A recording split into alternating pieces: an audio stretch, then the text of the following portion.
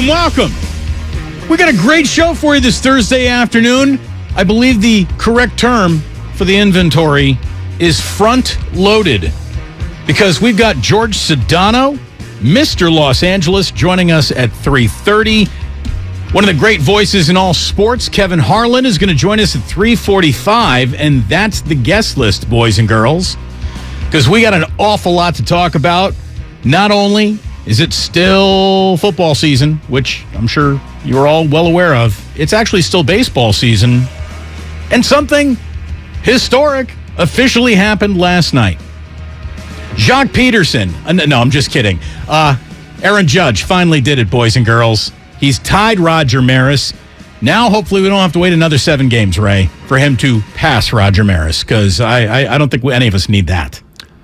I don't know what we needed to begin with, but all the people who got enraged by the number of times he was walked, they don't remember the Bonds chase when he got walked 240 times. Yeah, I mean, there's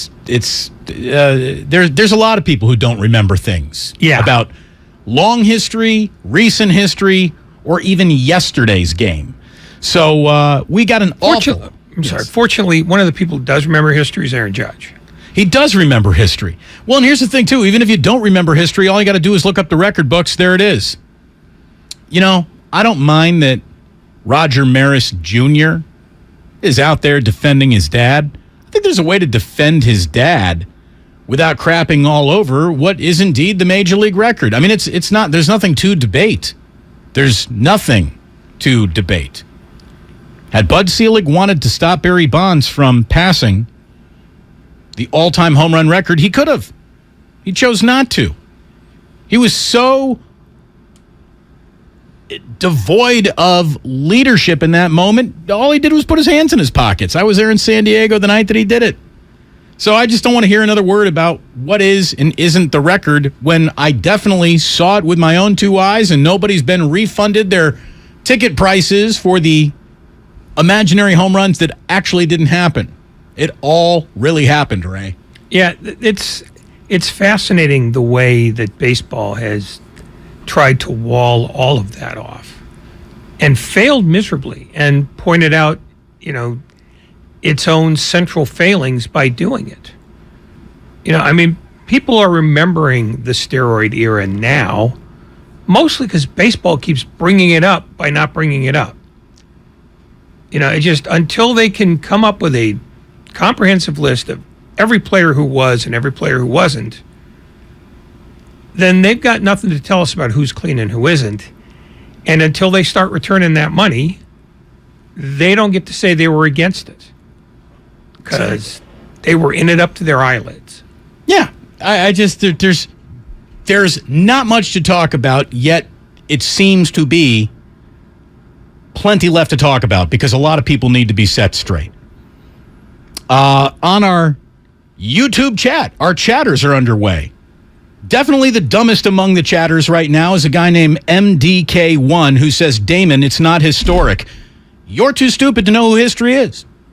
What Aaron Judge did is indisputably, by the most rudimentary of sports fans, historic. You know what's happened in baseball? Everything, lots of times. Just about everything.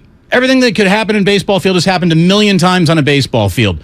The number of human beings who have gone north of 60 home runs, 6. 6 human beings have hit 60 home runs or more. To try to say what Aaron Judge did last night isn't historic, you completely have disqualified yourself from any adult sports conversation that we're ever going to have going forward. You must be new here. You must be a teenager. You must be someone whose father did not raise them right in the house of sports. I mean, there have been more members of the Grateful Dead than there have been human beings who have hit 6 home runs. 60. 60. Yeah, there have been 6 human beings. Yeah, 6 home runs. I mean, look at it this way. We go on and on and on and on and on and on and on and on and on and on and on about a perfect game. A perfect game. Every single time a perfect game happens, that's history.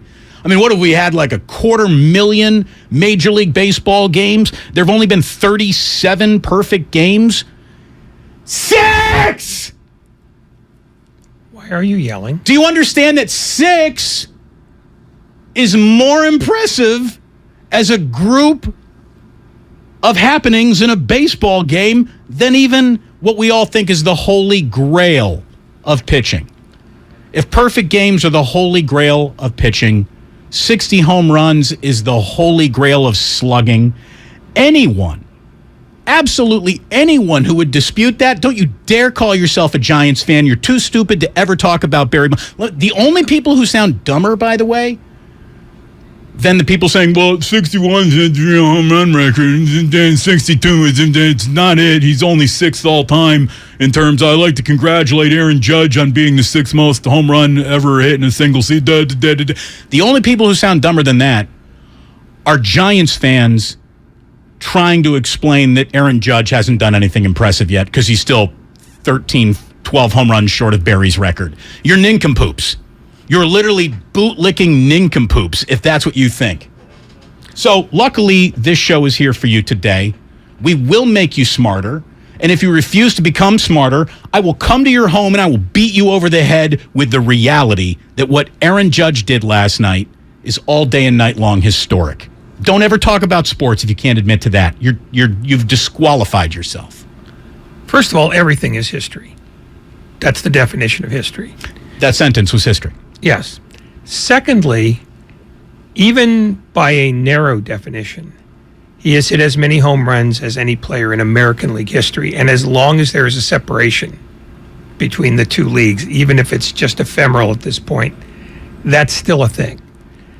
What I think people object to is the way baseball has tried to turn it into a massive event in the absence of other massive events this year.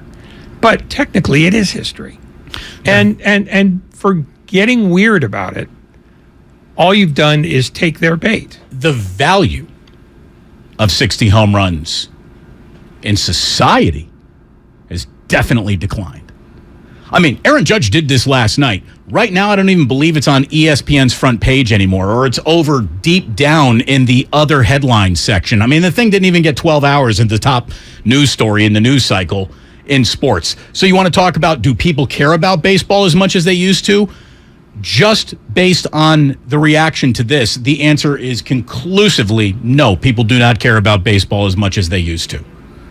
I remember the entire world sitting on the edge of their seat waiting for home runs and historic home runs to happen in 1990. What was that, 7, 6? What was it? What was it? The Bonds thing. The Bonds thing? 98? What was that? Oh, no, it was 20 years ago. That's not the answer I'm looking for. Well, I'm confused. No, the world stopped for Mark McGwire, Sammy Sosa at-bats. Yeah. Oh, yeah, in 1998. The world stopped to watch Barry Bonds continuing to climb past all the historic milestones. This is like the world can't even be bothered talking about it for 15 minutes. Well, all history has a much shorter shelf life, in large part because of the internet. I mean, that's true. I mean, the leading baseball story in the ESPN stack right now is Jays clinch playoff berth thanks to Orioles' loss. News always churns. And truthfully, once he hit the 61st home run, he'd hit it. You know, it doesn't have a whole lot of shelf. Most stories don't have a whole lot of shelf life. The Myles Garrett auto accident had a shelf life of 1 day. Well, but nothing happened. He's okay. He wrecked his car. He's fine. But, I could see why that wouldn't be a story for very long. I'm just saying it's got, all the photos and everything doesn't last very long. Right. You've got it. What's the second day story on Aaron Judge's home run? He hit it. Yeah, we knew that yesterday. Is there something else? Well, a guy named Frankie Lasagna apparently dropped the ball. Which is, I don't know what's more amazing, that there is a Frankie Lasagna actually living amongst us, or that the Frankie Lasagna at the Yankees game is actually a Toronto Blue Jays fan. Yeah, and has a French surname. It's not Lasagna. That's just his nickname. Lisan? Yeah. Francois Laison. I think they described it as Frank. They didn't say Francois. But no, it's. I mean, if you're going to give me a French surname, I got to give you a little ça plan pour moi. You're in charge of your own impulses. I had to do that. But I mean, it's the thing about Aaron Judge's accomplishment is that it's not interesting history now. It's a day old, and we don't tolerate a day old thing. I mean, that's just a fact. He did it. It's noteworthy. Okay, and why are we so why are we talking about lip reading 6 days later, Ray? Because we have the attention span of the lunatics. I mean, I don't know why we're talking about lip reading 6 days later. Well, Kyle was talking about that today, so I'm sure we will hear from him and talk about it a little bit later on. We got an awful lot to get going. Nice segue, by the way. Thank you very much. We got tons to get into here. This is good times. We got an awful lot of stuff to get into. We have two great guests coming up later this hour. George Sedano and Kevin Harlan. We're going to get into the Rams game coming up on Monday night, and Week 4 of the NFL officially begins tonight. Here we go. Oh, by the way, MDK1 says you're welcome for your content. Yeah, you don't provide anything, MDK1. You've already weighed in. You don't like the show, so go screw yourself. We don't even need you out there. What do you think of that, tough guy? Don't mess with me today. Don't mess with me today. Yeah, you will. I will strangle you, Ratto. I will strangle that guy. I will strangle Grandy. I'm ready. Okay. Somebody needs to get hit today. I feel like somebody needs to get hit on the show today. Well, Grandy's part-time, so you can't do that. But Lucas is always Lucas, for that. Get in here. Also, everyone stay on YouTube. We need all the numbers we can get. We can So then, Lucas, you have to come into the studio so that you can be strangled. We're brought to you by BMW Fairfield. Download the Odyssey app, baby. Brought to you by On Deck Small Business Loans. When you own a small business, sometimes you need funds fast. So go to OnDeck.com, America's largest online small business lender. OnDeck makes it easy to apply in minutes. Apply for your loan today at OnDeck.com. Hey, Becky, what about this beat for your next song? It's cool, but I'm into faster stuff lately. Like Xfinity that gives me beyond gig speeds. Got it. What about this then? It sounds powerful, just like Xfinity. Because its supersonic Wi-Fi has 3 times the bandwidth, you can connect hundreds of devices at once. That's what I call power. Unbeatable internet from Xfinity. Made to do anything so you can do anything. Get the Xfinity Supersonic Bundle with unlimited gig speed internet, Wi-Fi equipment included, and a free 4K streaming box. All for $50 a month with a 2-year internet rate guarantee and no annual contract when you add Xfinity Mobile with unlimited data at regular rates. Go to Xfinity.com/gig, call 1-800-XFINITY, or visit a store today. Limited time offer. Restrictions apply. Requires paperless billing and autopay. New Gigabit Extra internet customers only. Taxes and fees extra and subject to change. Xfinity Mobile requires post-pay Xfinity internet. Reduced speeds after 20 gigabytes wireless usage. After 24 months, regular rates apply. Requires compatible Xfinity gateway. Finding great candidates to hire can be like, well, trying to find a needle in a haystack. Sure, you can post your job to some job board, but then all you can do is hope the right person comes along, which is why you should try ZipRecruiter for free at ZipRecruiter.com/find. ZipRecruiter doesn't depend on candidates finding you. It finds them for you. Its powerful technology identifies people with the right experience and actively invites them to apply to your job. You get qualified candidates fast. So while other companies might deliver a lot of hay, ZipRecruiter finds you what you're looking for. The needle in the haystack. See why 4 out of 5 employers who post a job on ZipRecruiter get a quality candidate within the first day. ZipRecruiter, the smartest way to hire. And right now, you can try ZipRecruiter for free. That's right, free at ZipRecruiter.com/find. That's ZipRecruiter.com/find. ZipRecruiter.com/find. Hey everybody, Damon Roberts from Sports Investors Weekly letting you know that Paul Nolan, Jimmy Taggs, and myself will be here every Saturday and Sunday morning at 8 a.m. to break down all the best bets in college and pro football. Want to get involved right now? Text NFL to 313131 and get today's best bet absolutely free. That's text NFL to 313131 right now and get today's best bet absolutely free. And make sure you join us every Saturday and Sunday for Sports Investors Weekly. Do you think all premium fuels are the same? Well, your engine doesn't. Shell V-Power Nitro Plus helps keep your engine running like new because it's engineered to defend against 4 main engine threats: gunk, wear, corrosion, and friction. So next time, choose Shell's most advanced fuel ever. It's fuel for thought. In engines that continuously use Shell V-Power Nitro Plus premium gasoline. From carriage house to glass aluminum doors, R&S Doors has a full line of commercial and residential garage doors and gates to suit anyone's taste and budget. Visit rsdoors.com. R&S Doors. Look for the red truck. We're all on this planet together. So join Odyssey and find your one thing. Fruits and vegetables are very environmentally friendly foods. Make them even more friendly by eating them in season and choosing produce that is local and organic. Shopping at farmers markets are a great way to do both. And you can also start growing fruits and vegetables in your own garden. Even if you live in an apartment, you can start with a few potted plants. Join Odyssey, and together, each of us doing one thing makes a greener tomorrow. What's your one thing? Get what you want and pay over time when you use your Lowe's Advantage Card. Now through October 26, 2022. Ask for 0% APR with 36 fixed monthly payments on a product installation or appliance purchase of $1,000 or more. Shop for the appliances you want in-store or online. Or go to the store nearest you for installation. Now at Lowe's. Offer subject to credit approval. Minimum monthly payments required. See store Lowe's.com for details. U.S. only.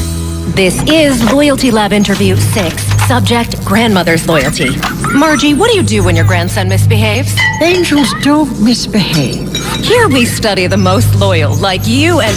Oh, there goes the lamp. Shouldn't have put it there. Shell and the Fuel Rewards program has our members' backs too. It's super easy to save on every gallon. Loyal, just like how you acted like that wasn't his fault. Someone should clean that up before he gets hurt. Yes! Loyal, just like that. 10 years of FR.com. Terms and conditions apply. If you have a small business, Staples has your sign. Banners for my bakery? Staples has your sign. Oh, posters for my new pet store. Floor decals for a pharmacy. Every day, Staples associates help every kind of small business create bold signs to make big impressions. And now get $10 off custom signs, banners, and posters when you spend $50 or more. This is your sign, so print it big at Staples.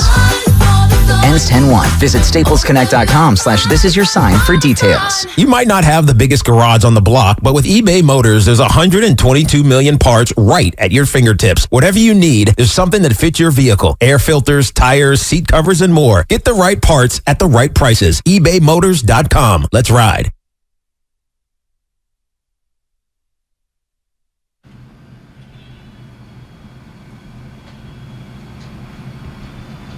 Now back to Damon and Ratto on 95.7 The Game. Brought to you by BMW Fairfield. Now open in the Fairfield Auto Mall. Visit BMWFairfield.com today to book your visit. And the payoff. There goes the deep left. It is high. It is far. It is gone. Number 61. He ties Roger Maris for the American League single-season record with 61 home runs. It's a two-run Judgian blast. Here comes the Judge. A two-run blast, and the Yankees take a 5-3 lead on number 61 for Judge. John Sterling with the call on WFAN, and poor Frankie Lasagna had a nice chunk of change slip right through his fingers into the Toronto Blue Jays bullpen. That's where that landed. Of all places, it lands with a group of major leaguers that are probably just going to easily just walk up to Aaron and say, congratulations, here's your ball. Or, you know, what if you're a September call-up? What if you're just starting to look at your major league clock and you're thinking, well, this Christmas come early right here. I think I'm putting this thing on eBay. Yeah, that would be hilarious, but I think it's considered bad form. I think it is too. I remember when Henry Aaron hit 715, hit it into the Braves bullpen, and Tom House caught it, the later pitching coach. Yeah, and just here you go. That's it. You don't barter. If you've got a number that somebody wants, you can barter that. It's like a watch, usually an expensive watch. Usually a $50,000 expensive watch. Yeah, at that point, that price a grandfather point, clock on your arm. Yeah, you could talk about a car at that price point, let's be honest. But look, that's Major League history. 60 home runs is officially special, and there's just nothing to debate about that. And even if Barry Bonds had the syringe of the steroids that he used bouncing off his fanny as he circled the bases, that's nothing to sneeze at. It's still amazing that it happened. The truth is he did it. And the fact is it still stands today. And when you start trying to polish up history or eliminate things you don't like from history, then you're lying to people. Right. It's the people who say, well, that offends me. Okay. Sure. Well, just because you're offended by something doesn't make you right. It's just, or it doesn't mean that it didn't exist. Right. I mean, World War II was a series of crimes against humanity, but it existed. It happened. It officially happened. So, steroids, greenies, cocaine, LASIK eye surgery. I don't know that cocaine was a performance enhancer. It might be an experience enhancer, but it didn't make you a better player by and large. Don't tell that to Villanova. I don't know if they took that as part of their we can beat Georgetown if we're just high on powder. LSD was a performance enhancer once. Once, but only once. Once that we know of. Every era, live ball era, dead ball era, steroid era, 3 outcome era, through all of it. Only 6 human beings have ever hit 60 home runs. So it's even hard to do for cheaters. There you go. There you go. We have an awful lot to get into today. A lot coming up on the 49ers. I've been rethinking things and kind of re-examining a few things. And we'll get into what the experiment is going to tell us. George Sedano, who is Mr. Los Angeles, is going to join us talking a little bit about this 49ers-Rams game coming up on Monday Night Football. And later this hour, one of the absolute best, Kevin Harlan. But Ray has just found something out that I did not know about. And he said, have you heard about this UFC fight night coming up? And I got to tell you, Ray and I sit around here and we talk sports on the air, off the air, and never once have you brought up any UFC anything. And I got to be honest, I'm not much of a UFC guy. I'm less of a UFC guy than you are. Fair enough. What about this UFC event does the audience need to know about? Because it's that freaking obnoxious if this is true. Yeah. All right, I'm just going to read the AP story, or chunks of the AP story. Go right ahead. The UFC, which is Dana White's outfit, yes, will stage a 13-bout fight night card at the Apex Gym on its corporate campus in Las Vegas on Saturday night, but no fans or reporters will be there. Apparently, one of the fighters in the main event, a strawweight named Mackenzie Dern. Strawweight. I never even heard of strawweight. It's below flyweight. Okay. It's the lowest weight class there is. Said at a media availability on Wednesday that Mark Zuckerberg, the Facebook co-founder, heard of him, has rented out the whole event. This is a quote from Dern now. He says, I know he'll be there, but I don't know if it's just like literally him and his wife, if he's going to have friends, or if it's just like a small party. Basically, he bought out the gym, and nobody gets to see it except him and his invitees. Was this supposed to be a pay-per-view event? Did they cancel a pay-per-view event? So one piece that is important to note, the Apex Arena, this is where they used to have fights during the pandemic when they weren't expected to have fans anyway. So the maximum capacity is only a couple hundred anyways, if that, maybe like 100. Now, somebody here on the text line, for what it's worth, says Dana White's already come out and said that this is a fake story. Like immediately after AP went with it, Dana White said this is not true. Well, then he's got to talk to his fighter, because I don't know what the fighters got to gain by saying that Zuckerberg bought out the gym. And Dana White's relationship with the truth is occasionally fleeting. I believe it's true, and I believe that this is the reason. If you walked up to me and said, guess who the one person to buy out a UFC event was, I would never get to Mark Zuckerberg in my guesses. If you gave me 1 million guesses, Zuckerberg wouldn't be one of them, because that guy doesn't look like he's into physical altercations. He just doesn't look like he's one of those guys. Well, weirdly enough, according to the story, which Dana White denies, Zuckerberg is a well-known MMA fan who has trained in the sport. Now, I don't know how well-known that is if nobody that we know knew it, but apparently he dabbles in this. So you tell me Zuckerberg is like a nerdy badass? Or just a nerdy guy who likes badasses. I would have guessed Elon Musk. Yeah, I would have absolutely come around and guessed Elon Musk, but Zuckerberg training UFC style fights, I'm sure it's great exercise. It's a great way to stay in That's shape. probably what it is. I don't know that he would allow somebody to kick his ass that way. I mean, what would be his weight class? Gigabyte? I don't know. Straw weight is 115. Did you enjoy that tech joke, Ray? It was delicious. In fact, your wife is at home laughing her ass off right now. Man, all right. Mark Zuckerberg. You don't do an awful lot that I like. As a matter of fact, I think you are one of the fundamental building blocks of a declining society. But at the same time, he's a competitor. Okay. I had no idea. Pretty obnoxious. If true, that's pretty obnoxious.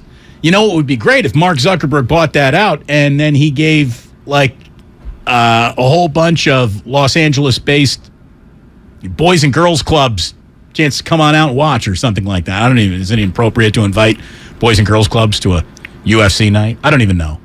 Well, I don't know what's appropriate or not, but we'll find out what we need to find out if we care enough to look on Monday and find out whether there were people or reporters or television cameras or anything there.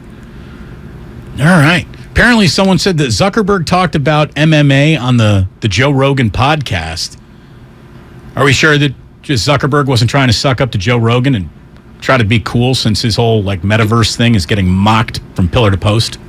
I'm pretty sure that Joe Rogan would be talking to Mark Zuckerberg because Rogan thinks it's cool. Maybe. I don't know. Let me see. One guy is one of the richest people in the universe. Yeah, the other guy is one of the richest runs people a in the popular podcast. Is one of the richest people in the media universe. You know what? Mark Zuckerberg puts his feet up on Joe Rogan Of course in a million he does. ways, and I don't think Joe Rogan... Right, but no. Joe Rogan understands power, and he knows how to suck up to it. So there is no doubt in my mind that Mark Zuckerberg would give away half of his fortune to even for a minute be talked about in the same sort of that guy's pretty cool, the way that people talk about Joe Rogan. Not that I'm saying Joe Rogan's cool, but anyway, this has got nothing to do with the show today, but that's an interesting story for sure. It got us to 3:30. Ray, I'm not looking to kill time. Time is valuable. I do not want to waste it. As a matter of fact, I can see we're not going to be wasting our good friend George Sedano's time. Are we getting him on the phone right now? Is that about to happen? You let me know, Grandy, when indeed that happens. In the meantime, here's Steve in San Francisco. Hello, Steve. You're on 95.7 The Game. Hey, what's up, fellas? Thanks for taking my call today. You got it. You got into that Joe Rogan thing and it threw me off. But I wanted to talk about... It threw me off. I got to be honest with you. It's good for the show. I want to talk about the 61 home run thing. And I'm 61 years old, and I grew up in San Francisco during the 70s when baseball was like king to me. I mean, baseball players are gods, you know. Yeah. But I knew one thing from that age up until my ripe old age now. 61 home runs is a huge deal.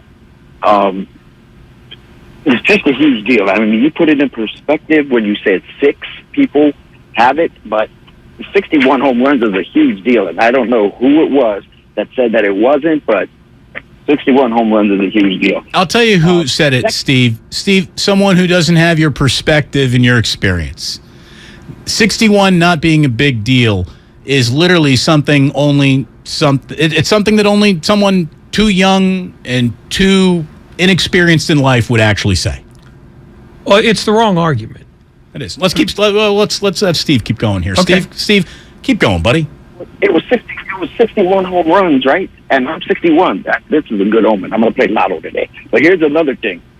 We were talking about the steroid thing earlier, or you guys were talking about it, and I remember after that strike when the Sosa and McGuire little chase of the record was going on, and baseball really tried to put that in the forefront. They knew what was going on. They knew that there were steroids going on, and they wanted this to bring baseball back and people back to baseball. So, 100%. So other people, 100%. Look, steroids were in baseball because that's where Bud Selig wanted them. I can't say it any other way. And then he turned around and played the shame game with an entire generation of players, and then waltzed into the Hall of Fame as the man who presided over the steroids era. It's why Bud Selig, to me, is one of the all-time sports villains, true sports villains, that we've had in my lifetime. Can't stand the guy. Clearly. But the whole steroid thing, though, it's a statement about a commissioner, the limits of a commissioner's power. He might not have been happy about it. I don't think he was. But every time that performance-enhancing drugs were introduced as part of collective bargaining, both the players and the owners got rid of it as an issue right away because they only view collective bargaining as an argument about money.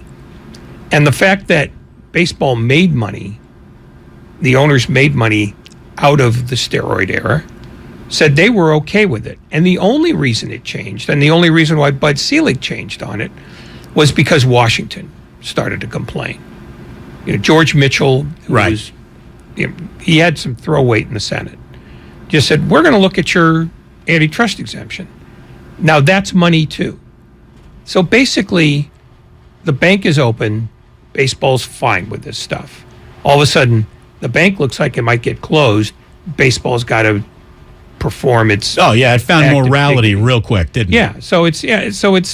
So we could dismiss all of those arguments.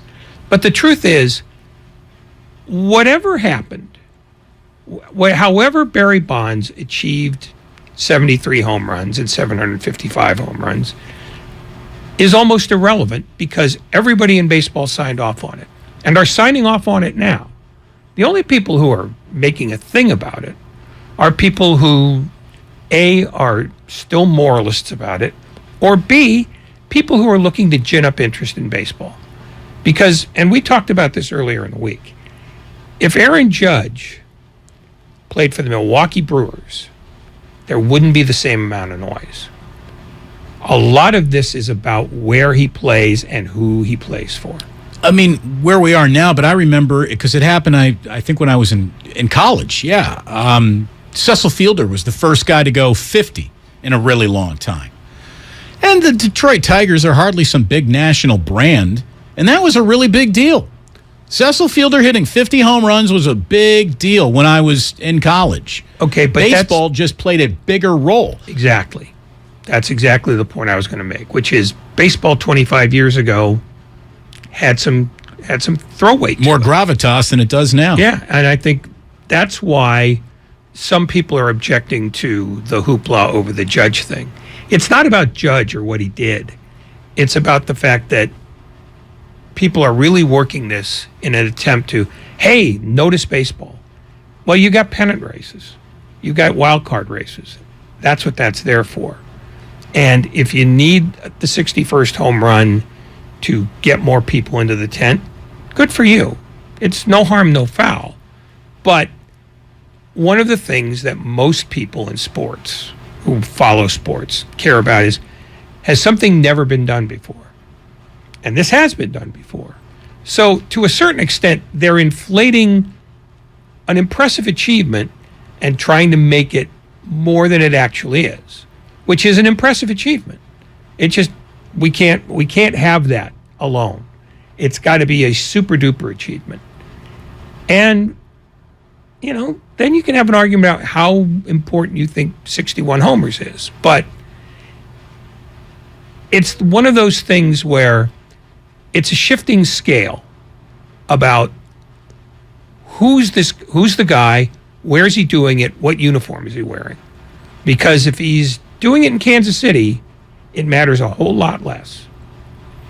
Somebody on the text line asked the question, would steroids help NBA players? Absolutely. Absolutely it would. I mean, do steroids help track athletes? An NBA player is essentially a track athlete with a basketball in his hand. You know, it's about running and jumping. And if that can help, and I think more than anything else, steroids is about recovery. It helps you show back up and play at the peak of your performance night after night after night after night. Again, I don't think steroids helped Barry hit balls out of the ballpark. Steroids helped Barry climb back into the batter's box 4 times a night. That's where I think he was the steroids were most beneficial to all major league hitters or all pitchers at that time. Yeah, pitchers were taking it as well. And there are also many different kinds of steroids for many different kinds of human ailments. You know, one of them is glaucoma. Right. Now, if there are steroids that can improve your vision, how is that not helpful? That's why I said LASIK eye surgery. LASIK eye surgery is performance enhancing. If your argument if your offense is steroids is you're doing something to interrupt the natural decline of the athlete's body, well, your eyes going out on you is part of the natural decline of all of our bodies. But, you know, that didn't bother anybody. Again, we hand select our outrage all the time. All the time. And if baseball had said all along and showed it with its actions, if we catch you taking PEDs, we're just going to ban you and we're going to call the authorities because it's illegal to do that. It's not just against the rules, it's illegal. If they want to do that, I'll listen to your argument. But I'm not listening to it when you let everybody go, let them play using whatever they wanted to use, took the money that people paid to see that, and then got morality when you were worried about something else. By the way, guess who we're not going to be listening to?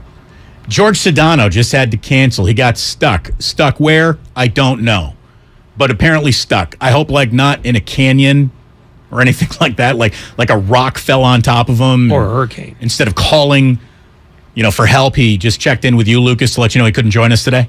Yeah, I called him. He's in New York doing with NBA stuff. He also has his show at 4 o'clock. He's either going to join us tomorrow or Monday before the game. But he's very kind, very good to us. So we love George. He'll make it up. Look at it this way. Well, George, we hate him right now. Well, no, George and I know each other well enough, and I know George well enough as a radio lifer to where if he's saying, I can't do something, and he can't join us right before the show starts, he feels bad about it.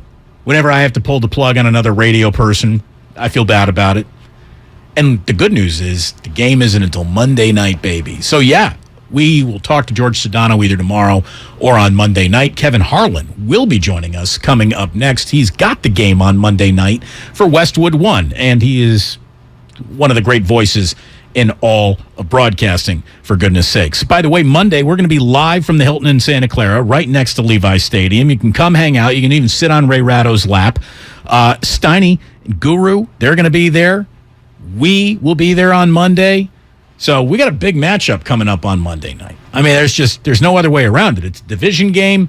This is a team that really, within the NFC West, it's the one team you plan on chasing. I think these two teams are more focused on chasing each other than they are the Seahawks or the Arizona Cardinals.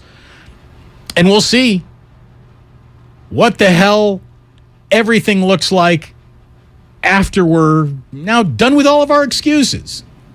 Jimmy's just getting back into the swing of things. We lost our starting quarterback. It's a freaking monsoon out. What's the weather supposed to be like on Monday? If it's not a monsoon and Jimmy Garoppolo's had plenty of time to practice with the ones, I don't want to hear it. I know that today, Kyle Shanahan and everybody, they're talking about this lip reading thing. And there's enough of a sports talk radio host in me that realizes that there's a segment to do in there and we could have fun with it. Here's how I feel about the whole thing. Shut up, all of you. Beat the Rams. That's all. That's it. That's it. Just shut up and beat the Rams. I don't want to hear another word. I don't want to hear another excuse. I don't want to hear another list of reasons why it didn't happen or isn't happening yet, but trust us all, it's going to happen. Just beat the Rams. That's it. That's all you can do from here on out. I'm indifferent as to whether they beat the Rams or not, but I am with you that this is much ado about less than nothing. Because if he was complaining about the play calls, he's still the starting quarterback. Well, look, and he's still running the plays that they're sending in. And even if the lip reading was not a whole bunch of people saying like these plays suck, even if the lip reading was 100% verified by the FBI, him saying, F you, Kyle, I hate you every day of my life. Still doesn't matter. It still doesn't matter because guys get hot in the field of competition all the time, and you can easily dismiss it. I mean, remember when Draymond Green and Steve Kerr were apparently about to come to blows in the Oklahoma City locker room? Everything's fine. Don't worry about that. That wasn't lip reading. Oh, people were listening through the door. That's how they got that one. Yeah, and since they were both shouting, it was easy to hear them. By the way, shout from the mountaintops. We are inside of 12 hours until Warriors basketball tips off at 3 a.m. We'll have it live for you here on 95.7 The Game.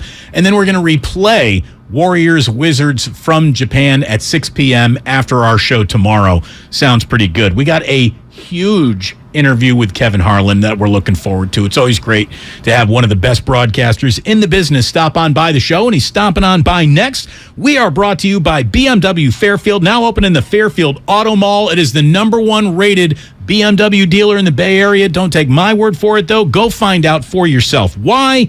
You can book a visit today, bmwfairfield.com. And we are brought to you by Fremont Bank, full service banking, no compromises. Expect a slog between these two NFC teams. I'm Joe Giglio here to help you beat the books with BetQL. Chicago and New York face off on the East Coast this weekend, and the BetQL model is not expecting many points.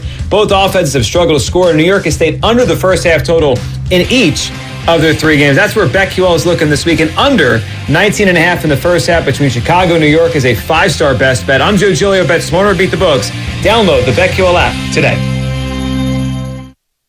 If you have a small business, Staples has your sign. Banners for my bakery? Staples has your sign. Oh, posters for my new pet store. Floor decals for a pharmacy. Every day, Staples associates help every kind of small business create bold signs to make big impressions. And now get $10 off custom signs, banners, and posters when you spend $50 or more. This is your sign, so print it big at Staples. Ends 10/1. Visit staplesconnect.com/thisisyoursign for details.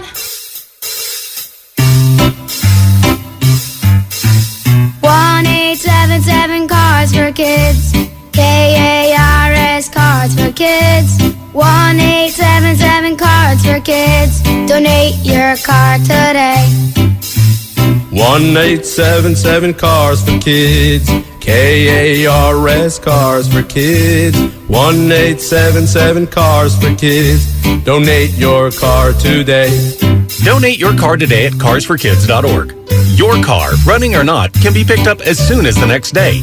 No title, no problem. Call 877-CARS-FOR-KIDS or go online at carsforkids.org to donate today. 1-877 Cars for Kids. KARS Cars for Kids. 1-877 Cars for Kids. Donate your car today. Now accepting donations of land, homes, buildings, or any kind of real estate. Everything, our farm, our stand, our pop-up shop, it really all started when we discovered the benefits of local, raw honey for our family. And then we decided to turn it into a business. We were looking for something to help us get up and running.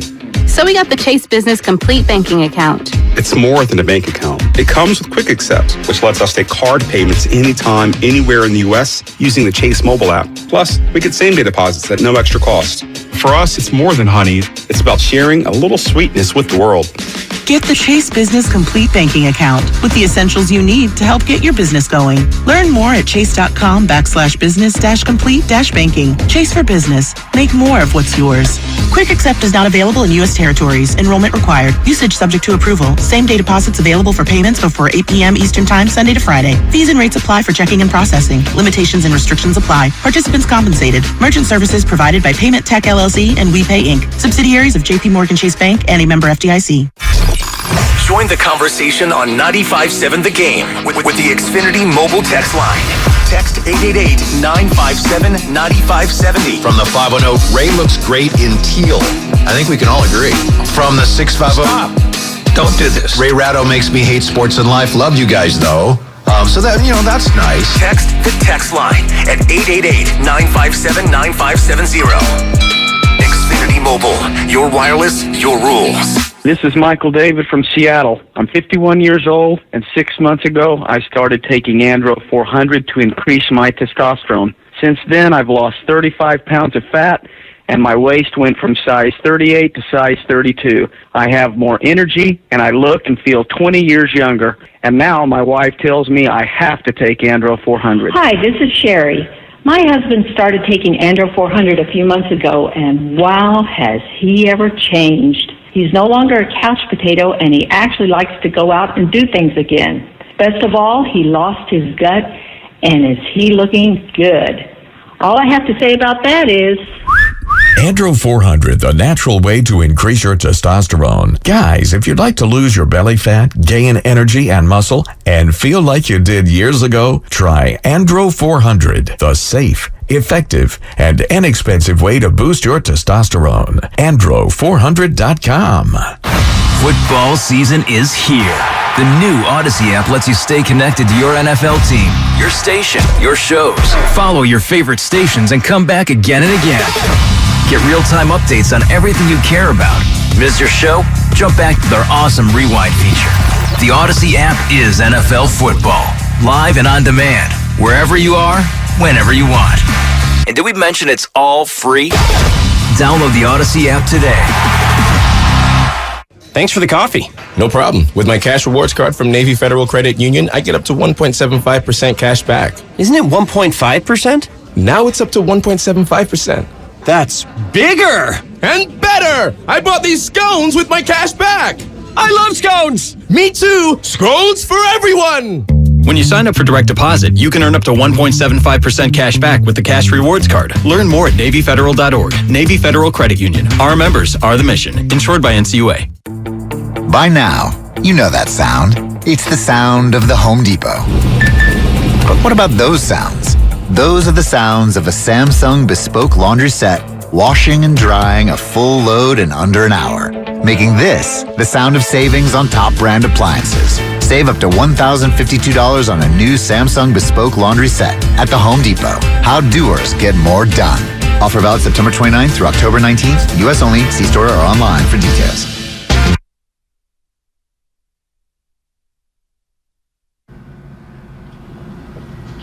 Now back to Damon and Ratto, brought to you by BMW Fairfield on 95.7 The Game. Believe it or not, Warriors preseason basketball begins, well, it depends on how you look at it. Is that really late tonight or super early tomorrow? However you feel about 3 a.m., that's tip-off time from Tokyo. Warriors Wizards from Japan at 3 a.m. Friday morning, and then we're going to replay it at a little bit more of a digestible hour for more of the audience at 6 p.m., figuring that'd be a great way to send you into your weekend, which won't have a 49ers game. That happens on Monday night. Normally, I would say, hey, Kevin Harlan, it's going to be great to see you when the Warriors start to bring you back to town, but he's coming to town Monday night for Warriors and Rams on Westwood 1. He is one of the great broadcasters there is. Up high, down hard. Kevin Harlan here on Damon and Ratto. Kevin, thank you so much. It's been a while. How are you? I'm good. I'm good. Good to be on with you guys. I cannot believe they're playing preseason basketball already. Isn't it nuts? We're going to be there opening night. TNT's got that game, and I'll be there watching them get their rings again. which will be fun. But I cannot believe they're playing tonight already. I know. I mean, they just started camp. Didn't they just start camp? They did. They had media day like 5 seconds ago. They got on an airplane, flew to Japan, and said, "Let's go. Let's throw it up." It's really something else. Oh my gosh! I'll tell you what. Raymond Ritter is going to probably introduce you that night to a much happier Steve Kerr than whatever handler will bring you to your pregame meeting with Kyle Shanahan when you get here on Monday, because Shanahan has officially had it with all of us, maybe even his own quarterbacks at this point, but he has had about a media up to his eyeballs, Kevin. So good luck with that. You know what? I get it. We're a pain in the butt. We just finished having a Zoom with Russell Wilson, and we've got Denver and Vegas on Sunday for CBS, and so we're doing our some pregame stuff with him and some meetings. And these guys, they're first of all in the NBA, a coach, I think, on game day, maybe they talk to the media before, right after practice, then they talk to them again before the game. Then they talk to the media that's 3 times in one day that these head coaches, it's no boo-hoo, but I mean, 3 times in one day talking to the media. I mean, that just, I don't know. I mean, it's gotten out of hand. It's a lot. I mean, I don't know. There's just a lot. I just do the game and talk to them once, but I know Shanahan is probably tired of it. I think they all are, actually. It's never been, the responsibility has never been greater to talk to the media. Well, I mean, the NBA, they could take out that post-practice thing on game days. That seems to be needless. But it's the illusion that the coach is going to tell you something of substance. Yeah, that's right. And even when you guys get your private audiences, I know that they filtered massively so that you're not going to get, you're going to get more than like the average media slob, but you're not going to get anything that you can actually use as, see, this is what's really going on. So I think if I were you, I would just do what I always do and just drink, talk to them, and then go to the game.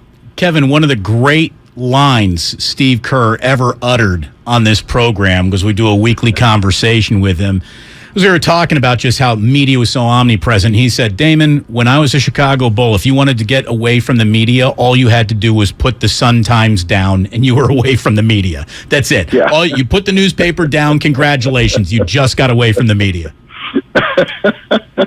So here we are. I get it. And it is not a, it is nonstop. And we're talking about, the defending champions here. So clearly, people cannot get enough, especially in the Bay Area, cannot get enough of the Warriors and everything else. And the Niners, too. I mean, this is a team that played in the NFC Championship game last year. That they've been good here, and they've got certainly a lot of sparks flying around that team. And, I get it, but, boy, it just seems to be an overload. But I don't think, with everything that's happened on the Internet and talk shows and blogs and everything and podcasts and it is just like today. Well, this week, getting ready for I've got 3 games. I've got the game in Vegas for CBS on Sunday, the game in Santa Clara for the Niners and Rams Monday, and then I got my first NBA preseason game in Chicago Tuesday with New Orleans and the Bulls. And this week alone, 3 podcast invitations, which you can't do it because it's like 45 minutes, and I'm not even I'm a media guy, and yet they just, there's so many things, so many hands out, and so many mouths to feed that anybody's associated with the game or the sport is constantly called, because people have this insatiable appetite for the information. So sometimes it's kind of nice, actually, when we go to a town where, like the Raiders are 0-3. There's not a lot being written about them right now, so it kind of makes your prep easy. And there are no requests from Las Vegas. Well, thank you so much for meeting our request today. We really, Lucas, stop bothering Kevin Harlan. You two guys are legends. I'll be on with you anytime. but it's some of these you just don't know. Like, how did you get my number and everything else? But you guys are called too by other stations and podcasts to be on, so I know exactly what you're going through as well. It's a different world we're in media wise right now. It really is. When you're getting your pregame session or day before sessions with coaches, whether it's basketball or football, how much of what they tell you do you have to filter out, or is the function of your job different to the point where you just go, well, this is what he said, be your own judge? Well, we get good access. The coaches tell us very, very little. Rarely do you get a player. Now, we had Von Miller the other day. He was pretty good. We did Buffalo and Miami last week, our CBS group. We had Buffalo and Miami. So we had Von Miller. And he, for the first time, he had 10-year, 11, 12-year veteran. He was very expansive.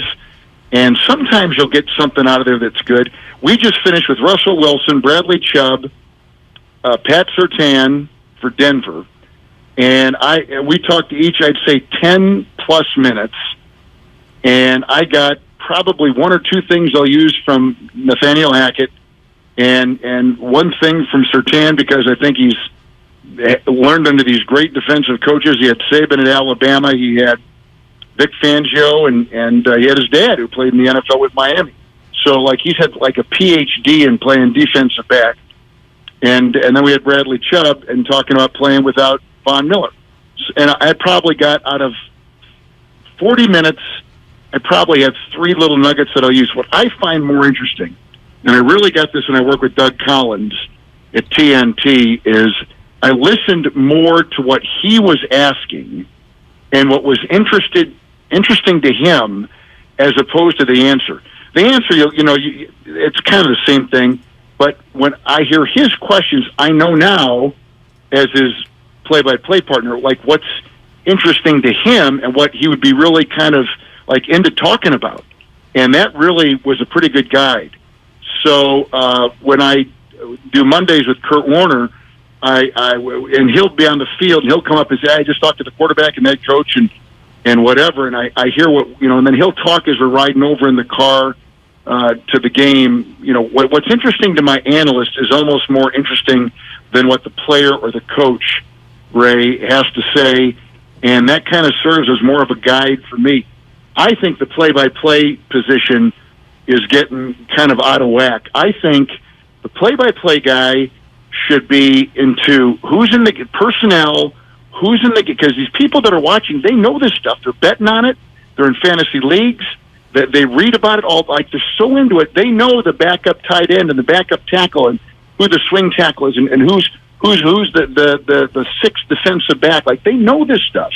And I think they feel like it's not a service if we don't tell them who's in the game and then reporting, because people sometimes, will tune in late or they'll miss something and they'll go, whatever, and go, oh, yeah, that's right, Wilson threw the touchdown pass, or, oh, that's right, Carr was injured, then came back in the game. And that really should be the job of the play-by-play guy. And then get out of the way, be as efficient with the play-by-play as you can, and then let the analyst talk. And if the analyst wants to talk about a conversation he had on these Zooms or in person, that's great. Maybe that's where that fits. And if I can ever set him up because I know something's really under his saddle, like he's ticked off or doesn't like or has really got some strong feelings on something because I heard him ask this question, then I can kind of lead him into it and let him go.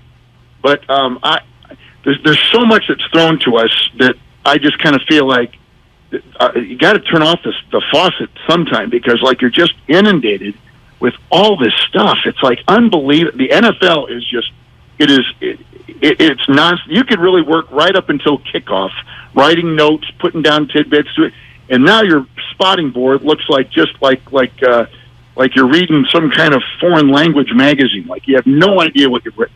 The one and only Kevin Harlan here on 95.7 The Game. He understands. He's a broadcaster. We got a top of the hour. Welcome everyone to your 4:00 hour. You're listening to 95.7 The Game, KGMZ FM and HD1 San Francisco. Always live on Twitch, YouTube, and the free Odyssey app. Damn well better be free. So, Kevin, yeah. I like that. He is available for weddings and bar mitzvahs, too, if you need someone, Kevin. I'd use Ray anytime. Knowing that no coach wants to tip his pitches into what the upcoming game might be, maybe you get a little more information about games that had been played. And I was wondering, while you were talking to your gaggle of Denver Broncos, how much they referred to their win that they just had Sunday night over the 49ers. Not much. They move on pretty quickly, I find. I mean, they may talk about the last drive that Wilson put together to get the score, and they may talk about the turnovers they forced, kind of in passing, but it's now these guys. They can switch on a dime, and they are on to the next game. So when Belichick said many years ago, it's on to Cincinnati, that is the battle cry. Looking backwards does nothing for you, and looking forwards except to correct mistakes. And that's the only benefit of what the last game has done. And we rarely talk to anybody who can, talk about, unless you ask about a specific thing. They're so into what's coming up as opposed to what they've just passed that they're not even. It's almost like foolish to go back there and try to revisit what just happened. All right, since you brought him up, Belichick is as skilled at saying nothing as any coach in the history of sport. Compared to the other guys you talk to, when you get that special time, how expansive is he? Is he about average? Is he as hard to pry anything out of? Do you even get to talk to him much? We do, and he is. There are two areas that he will talk nonstop in. And really, the game plan we've all kind of got is have the other coach talk about the team they're going to play, because you'll get your best scouting report if you do that, as opposed to him talking about his own team, which seems like counter to how we should approach it. But they reveal so little about injuries, who's playing well, what the subs may be. So it's almost better to ask him what he sees on tape, how he's reading the opponent, like what kind of things stand out. And in those answers, you may get kind of an inkling as to how they may attack it. Like they may say, they play zero, or they play, they're bringing five guys every player. Like they'll tip their hand about what they see on the other team far more than they'll give information on their own. And that's Belichick to a T. He will talk endlessly about what he sees, good and bad, about his opponent. And then if you ask him about NFL history. So a lot of times we'll begin by asking him about, Bill, you would have loved this. The other day I was going through O'Hare and saw this 1947 picture of Bronco Nagurski, who was helping, you could and like he goes, well, Nagurski, people don't realize that he was a great special teams player, and Nagurski, people don't realize this, but he taught Johnny Lujack how to throw. He'll talk about all this stuff, and it's really then he's relaxed. Then you say, okay, well, tell us about Baltimore. What do you see in their defense? Well, they're playing different now. And they'll be real specific, and those are the notes you take. And then we'll talk to John Harbaugh about New England, and John will say he won't say anything about his team except the superlatives, and then he'll talk endlessly about the New England Patriots. So you kind of do. Those are really kind of the two tacks we take. If you know something kind of is interesting to somebody, and I'm usually working with an analyst who has some kind of history with that coach, and so they'll begin it by saying, hey, have you seen Joe? And I've seen Sam. You've seen Bill. Whatever. And then we'll start to say, well, what do you see? What's the tape telling you about the opposition, about this quarterback, about that receiver, about the two safeties? And then they're expansive, and they give you really good stuff because they've watched the tape and they're into it and they know what the game plan is. And sometimes it'll leak out they're kind of weak over at that outside linebacker, and that might be a place where we could do something. But most teams have gone there and they've found success. Like they'll just kind of allude to it without saying exactly what they're going to do. Rarely do they ever tell you what they're going to do, and in NBA or the NFL. So I don't know. that's probably the most productive part of those conversations. Kevin Harlan coming into town for Monday Night Football. He's going to have the call on Westwood 1. I'm sure we were supposed to ask you a specific question about that game, but I think we're on to some more interesting stuff right here. I think the compliment that I always give about you, Kevin, is I don't know what you're better at. I don't know if you're better at NFL play-by-play or NBA play-by-play or TV play-by-play or radio play-by-play. And if I can't tell the difference, that means you're great at all of it. And I know that when we get into the year, you seamlessly shift between basketball and football when we're in the heart of both of those seasons. Do you need a preseason NBA game in order to get your NBA lungs underneath you? Do you need preseason to get ready for the shift that comes and the tempo that changes, the difference between the way you call an NBA game, the way you call an NFL game? Well, your words are so kind and appreciated. Thank you, Damon. Coming from you, that is very, very nice. I would say that when one game is over, we're kind of on to the next game too, and not the most difficult. Going from Sunday TV to Monday night radio, I do let about an hour go by before I start digging in deeper into what I did last week on radio. I do a little bit all week long, but I really hit it hard on Sunday night, and but I prepared for at least an hour a day during the week, and then it just accelerates as I get away from the TV game. And then the NBA, it is good to get a game in the preseason, and I think because the NBA broadcast is so different.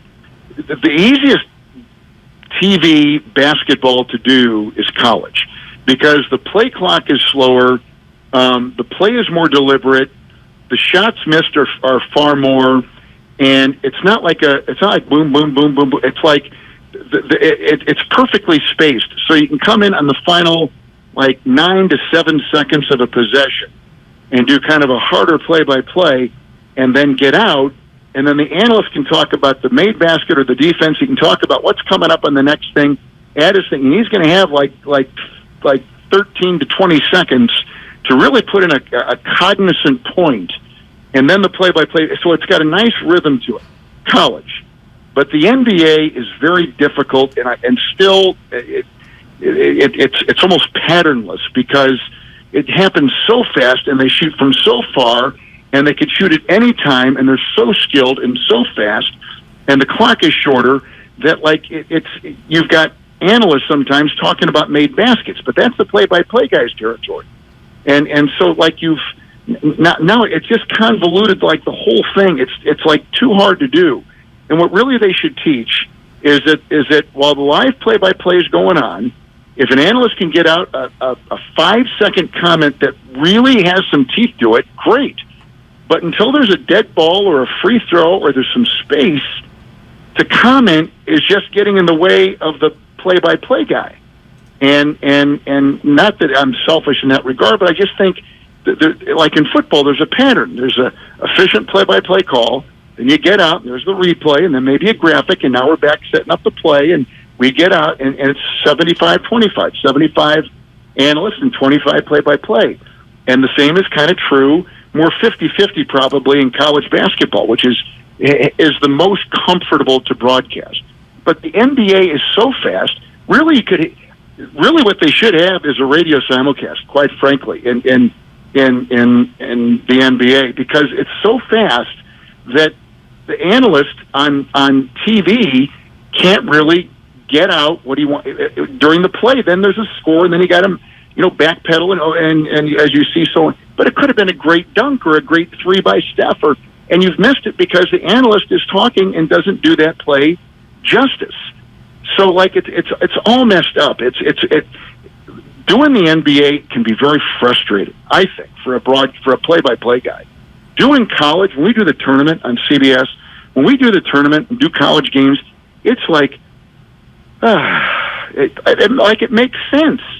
Longer clock, slower play, fewer skilled players, but there's more to talk about because there's not just constant scoring and who can get to 120 is going to win. Here, you may have an 80-point game, and you're scratching and clawing with subs, and you've got slower play and more time, and it just gives more breath for the analyst to talk.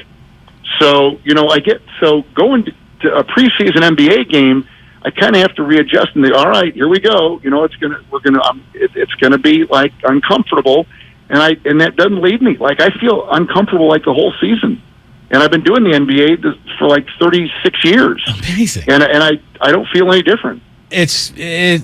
Who better than to teach today's masterclass on broadcasting than the one and only Kevin Harlan? This has been fascinating.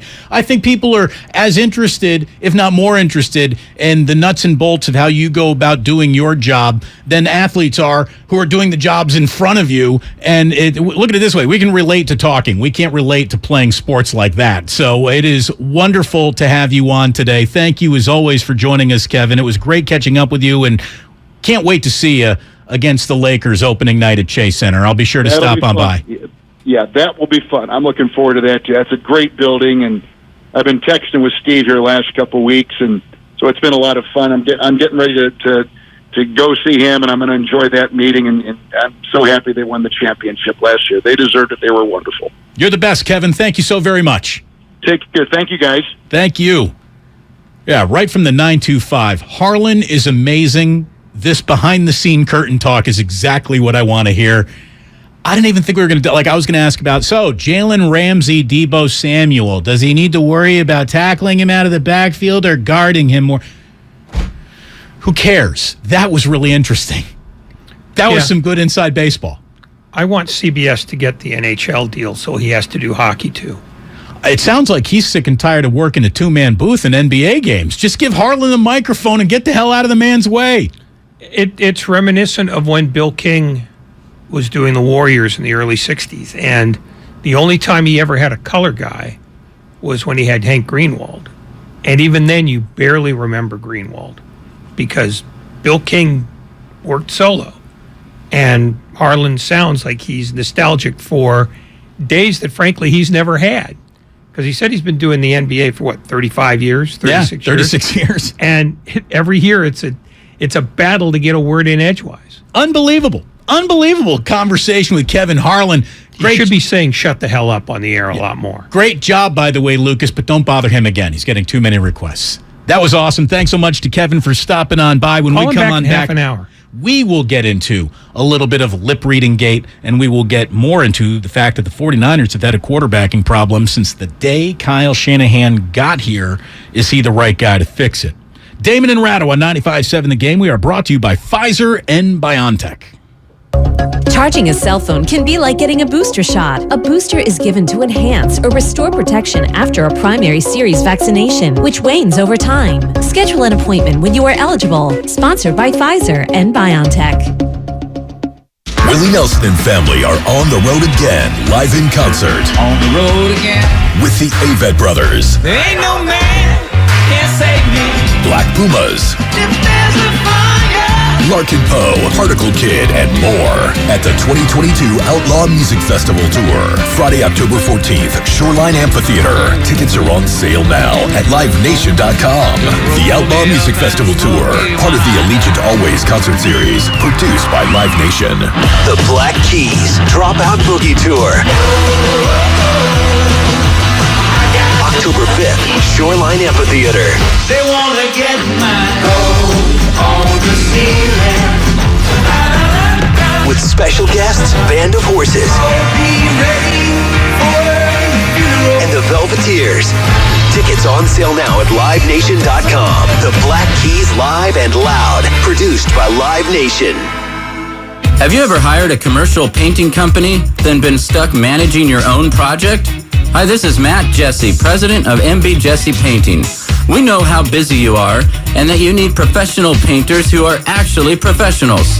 My team has the experience, training, and credentials to get the job done. If you've been waiting for the right time to paint, this is it. Call 855-MB-JESSE today or visit us online at mbjesse.com. MB Jesse. It's the bottom of the ninth, the game's on the line, and your small business needs a loan fast. What's your move? Go to OnDeck.com, America's largest online small business lender. With OnDeck, you can apply in minutes and, if approved, get your funds as soon as the same day. Go to OnDeck.com. Your loan is on deck. Depending on certain loan attributes, your business loan may be issued by OnDeck or Celtic Bank, a Utah-chartered industrial bank member FDIC. Limited eligibility for same-day funding. OnDeck does not lend in every state. All loans subject to lender approval. Attention veterans. If you were stationed at Camp Lejeune between 1953 and 1987, you and your family may be victims of toxic water poisoning. Cancers, birth defects, deadly illnesses have all been linked to the contaminated water. Congress is now holding the government accountable. You could be awarded financial compensation for your suffering, but you must act now. Visit sickvets.com for your free case review by True Law. That's sickvets, like veterans.com. sickvets.com. Visit sickvets.com. Finding great candidates to hire can be like, well, trying to find a needle in a haystack. Sure, you can post your job to some job board, but then all you can do is hope the right person comes along, which is why you should try ZipRecruiter for free at ZipRecruiter.com/find. ZipRecruiter doesn't depend on candidates finding you. It finds them for you.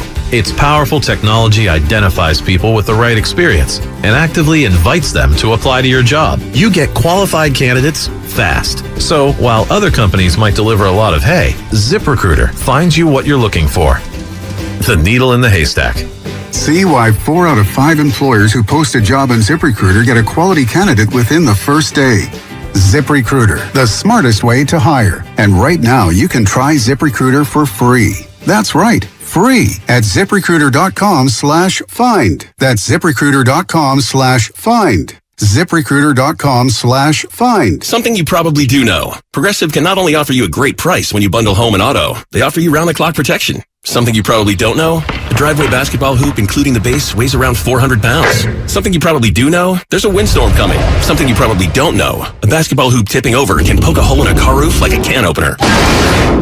Bundle your home and auto with Progressive and get more than a great price. Get round-the-clock protection. Something you know for the things you don't know. Coverage from Progressive Casualty Insurance Company, affiliates, and third-party insurers and subject to policy terms. Bundle discount not available in all states or situations. Kansas City Steak Company, another AmericanEagle.com success story. Started in 1932 as a family-owned butcher shop, today they're a leading distributor of superior all-American steaks delivered right to your door, ready for the grill and your taste buds. When it came to their website, an average site wouldn't do. They chose AmericanEagle.com to take their website to the next level. With a dramatic increase in competition and a softening market demand, they had 2 challenges: improve their brand presence and message and produce a positive return. AmericanEagle.com got to work and executed usability studies and detailed audits of site experience, digital assets, and marketing. The result? An integrated digital marketing and customer experience plan, organic traffic increase of 20%, and a long-term roadmap for success. If you love great steaks, go to KansasCitySteaks.com for website design, development, and online solutions that bring efficiency and results. Visit AmericanEagle.com. If you need a results-driven website, call the team at AmericanEagle.com at 877-WEBNOW1. That's 877-WEBNOW1. In Oakland, mostly clear overnight, lows in the high 50s. Weather brought to you by Ashley Furniture. Your neighborhood Ashley store has all the styles, selection, and value you'll need to invite fall in this season. Find furniture you'll love by shopping locally or visit Ashley.com today. Elton John's Farewell Yellow Brick Road Tour continues with 2 shows at Levi Stadium on October 8th and 9th. For more info and tickets, head to 957thegame.com/events.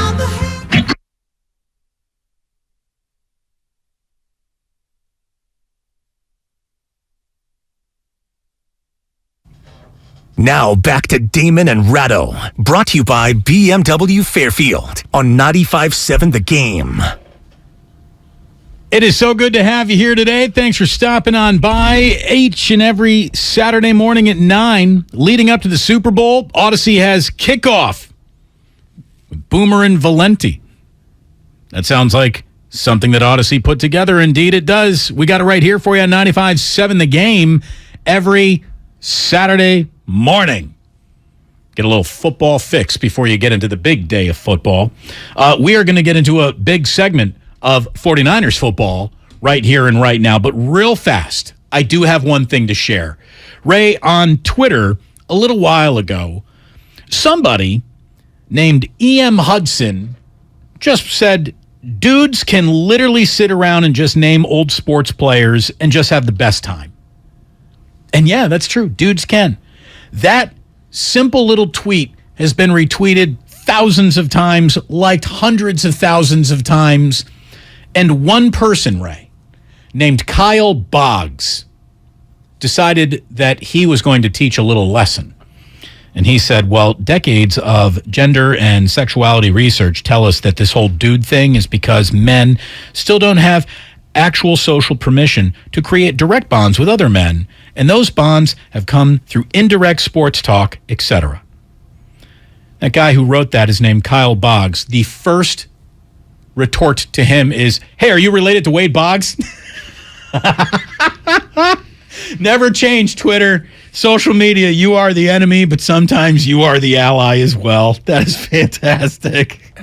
There's a guy who works with me at Defector named David Roth who invented something called Remembering Some Guys, where he just basically names random players for no reason other than, yeah, this guy sparked a memory in me. Sure.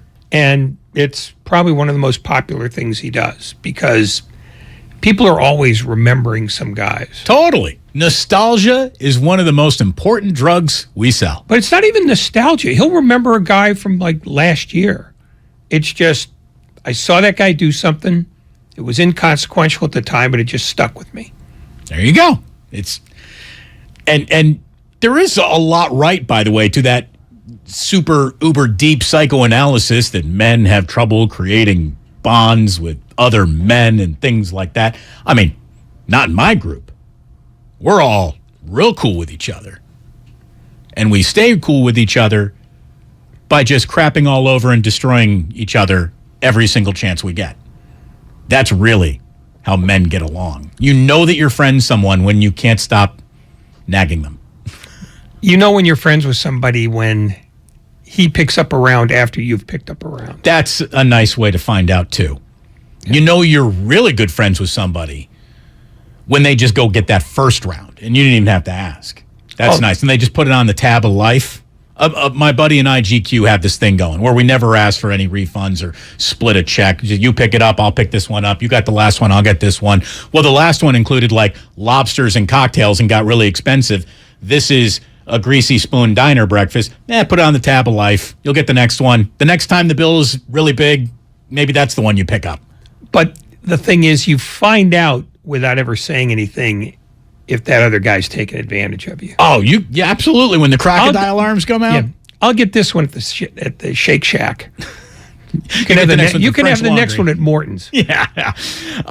So today, Kyle Shanahan was doing his weekly bonding with the San Francisco media, who had a little something to talk to him about. And somebody here on the text line says, Damon, weren't you one of the guys who was so interested in Trey Lance's strip club news? Well, if you remember, I was one of the ones diffusing it as even a story that might be about Trey Lance. I didn't even think it was about Trey Lance, and if it was, who cared? It didn't really matter. I think I was one of the ones diffusing that bomb, not trying to make it go off. And I certainly wasn't trying to make any lip-reading bombs go off or anything like that when I retweeted the video. As a matter of fact, my only comment to it was, good morning, because I knew it was going to be a little bit of a storm. So today, the storm actually hit Kyle Shanahan in his media press conference. He was asked about whether he saw the clip of Garoppolo looking like he very came close to saying these plays suck when there was a tight shot on him on Sunday Night Football. Here's what Kyle Shanahan had to say about that, his relationship with Jimmy. Like it is with one of my friends. We are as me and Jimmy are around each other every single day, so there's not any awkwardness from us or anything that's kept from each other. I don't know the clip you're talking about. I got it on my notes before this press conference, but I'm not a very good lip reader, but I probably won't watch it. I probably won't watch it. Well, there's your first lie for sure. Of course he's seen it. Of course he's seen it.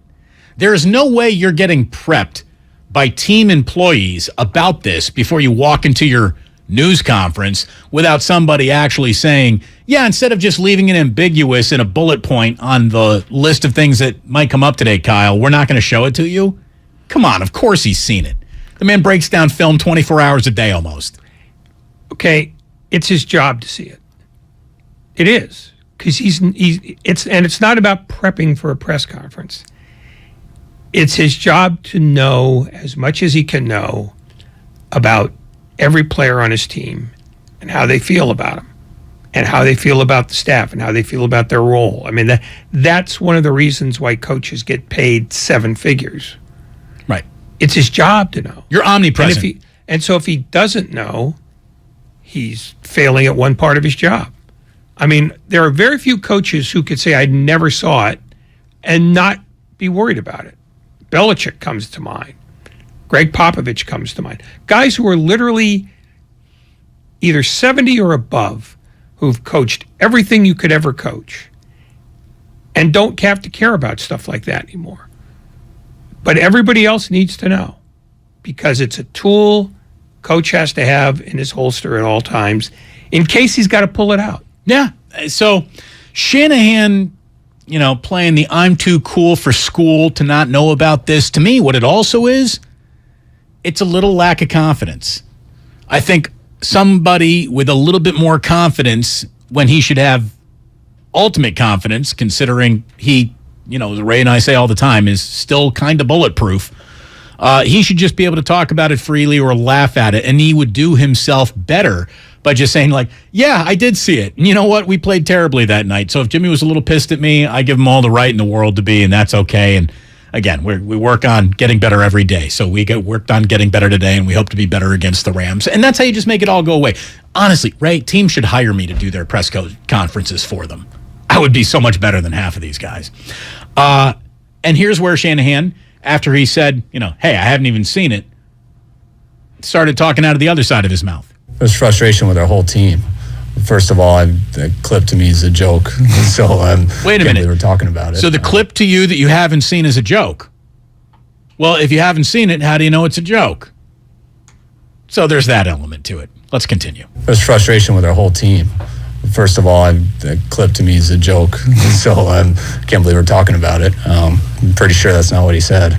But we were extremely frustrated from the whole game. Anytime you are doing well in the first half, moving the ball, and you get into the second half and you have 3 turnovers on 3 of your drives, you have a safety on 1, and you don't convert a third down, that's real frustrating to get anything going. So it sounds like, you have seen it, and you have an understanding of what the frustration was, how it boiled over, and that is also a normal thing. And you can dismiss this all as saying this is normal. Coaches and quarterbacks argue all the time. Healthy arguments, healthy, successful relationships are butting heads everywhere around high-pressure stakes sports, in all sports. I know that we say Steph Curry and Steve Kerr are nothing more than just kumbaya guys, and I am sure they have bumped heads. They've been around each other way too long to not have bumped heads. Klay Thompson, he's the coolest dude in the room. Nothing bothers him. Klay Thompson has bumped heads with every single member of the Golden State Warriors that he's been around for as many years as he's been around this team. He has to have. They're humans. They're normal. They're not normal, but they are humans because they live in a pressurized world where everything seems like it's the biggest thing in the world until the next thing comes along. The thing about coaches, and Kyle Shanahan is, an example of that, is that when seemingly cornered into something that could become a thing, even though I don't think this ever was or ever will be, their first instinct is to lie their way out of it. Coaches are, by training, liars. They need to be able to lie on command. And so I'm not surprised that he tried to dance around it. I'm not surprised that he skated the truth. And I'm unbothered by any of it because if your coach isn't lying part of the time, then he's exposing himself to more danger than if he's not.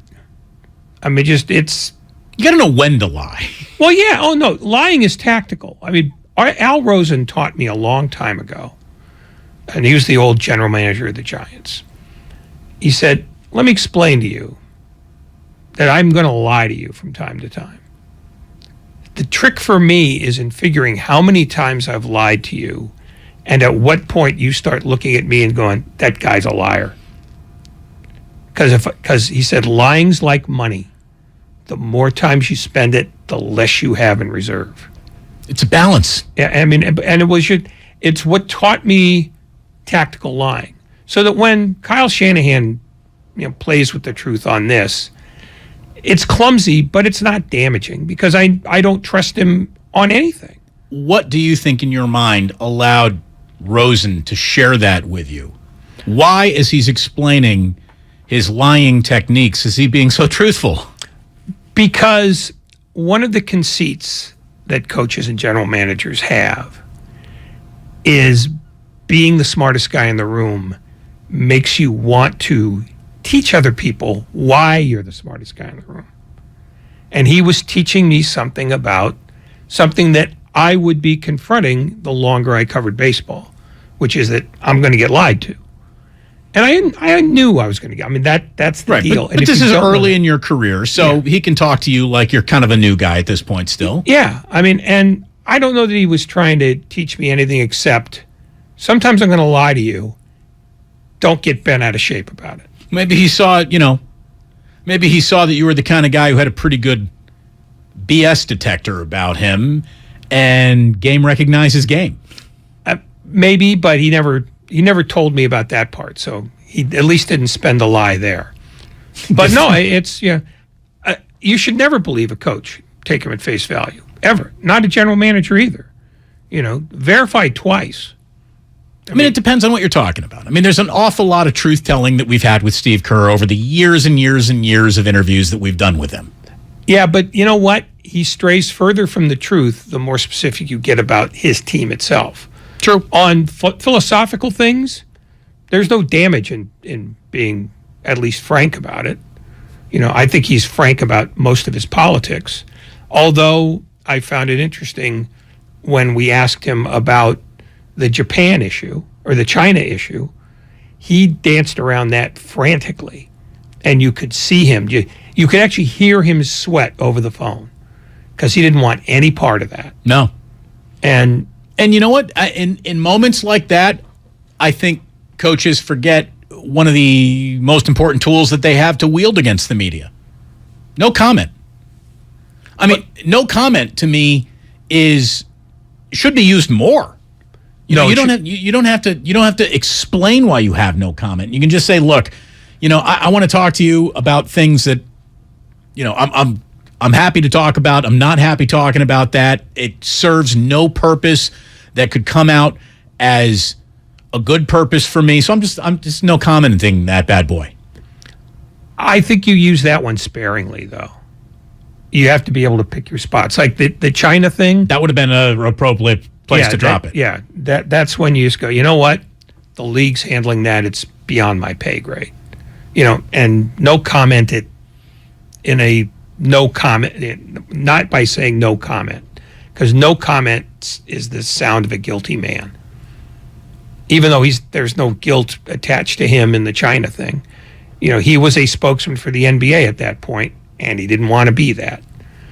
That said, you have to be in this game a lot and have a lot of skins on the wall to be able to no comment the way Belichick does or no comment the way Popovich does.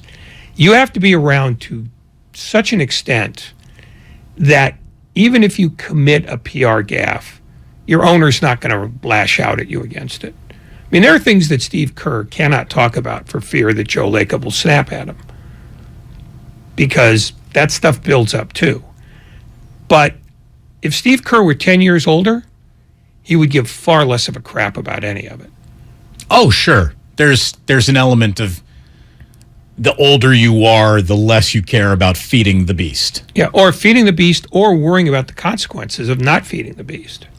So, as we return to the Shanahan press conference today, there was one element that, again, I think we could say this isn't a lie. This is some truth that he was trying to share. He was asked about how Deebo and other receivers handle being open yet unseen by Garoppolo. And I thought this was kind of interesting. He handles it fine. He understands. I mean, there's busted coverages that happen, and people they busted 2 coverages, and it was twice in a bunch. One was Deebo down the middle of the field. The other one was Ayuk in the same bunch, all alone down the field, but we threw it to George on the other side. They handle that fine. They understand why the quarterback can't see that. You don't have a clicker in your hand, and there's certain ways you're looking and stuff. And now, if they were number 1 and they were supposed to, ball was supposed to go there, and they were staring at him, and we had the pocket, he would handle it all right, but it would be frustrating, but that's not the case. I thought there was some truth to that. Just be like, hey, these guys understand the football's very complicated and it's happening 1,000,000 miles an hour and you can't see everything at all times and your eyeballs are not anywhere but in your own head, so they're not attached to the spider cam above the field. There is no all 22 for Jimmy to be looking at, and sometimes you miss guys. Now, if that's your primary receiver for the play, well, there's a level of frustration that even comes in with that, but it's all still happening in real time and people make mistakes. Yeah, but even then, he sort of shades the truth because he's trying to say, oh, they understand. We don't know if they understand. I'm willing Football to players, I think, understand. I think players understand to a certain extent, but the further away you get from the ball, the less you understand. It's why there are more divas at wide receiver than there are running backs or offensive linemen, because they only know, I ran the pattern correctly, I flashed open at the right time, why did I not get the ball that I deserved?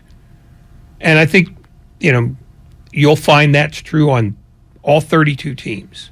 Wide receivers can't figure out why a play broke down because they're too far away from the thing that makes the play work to begin with.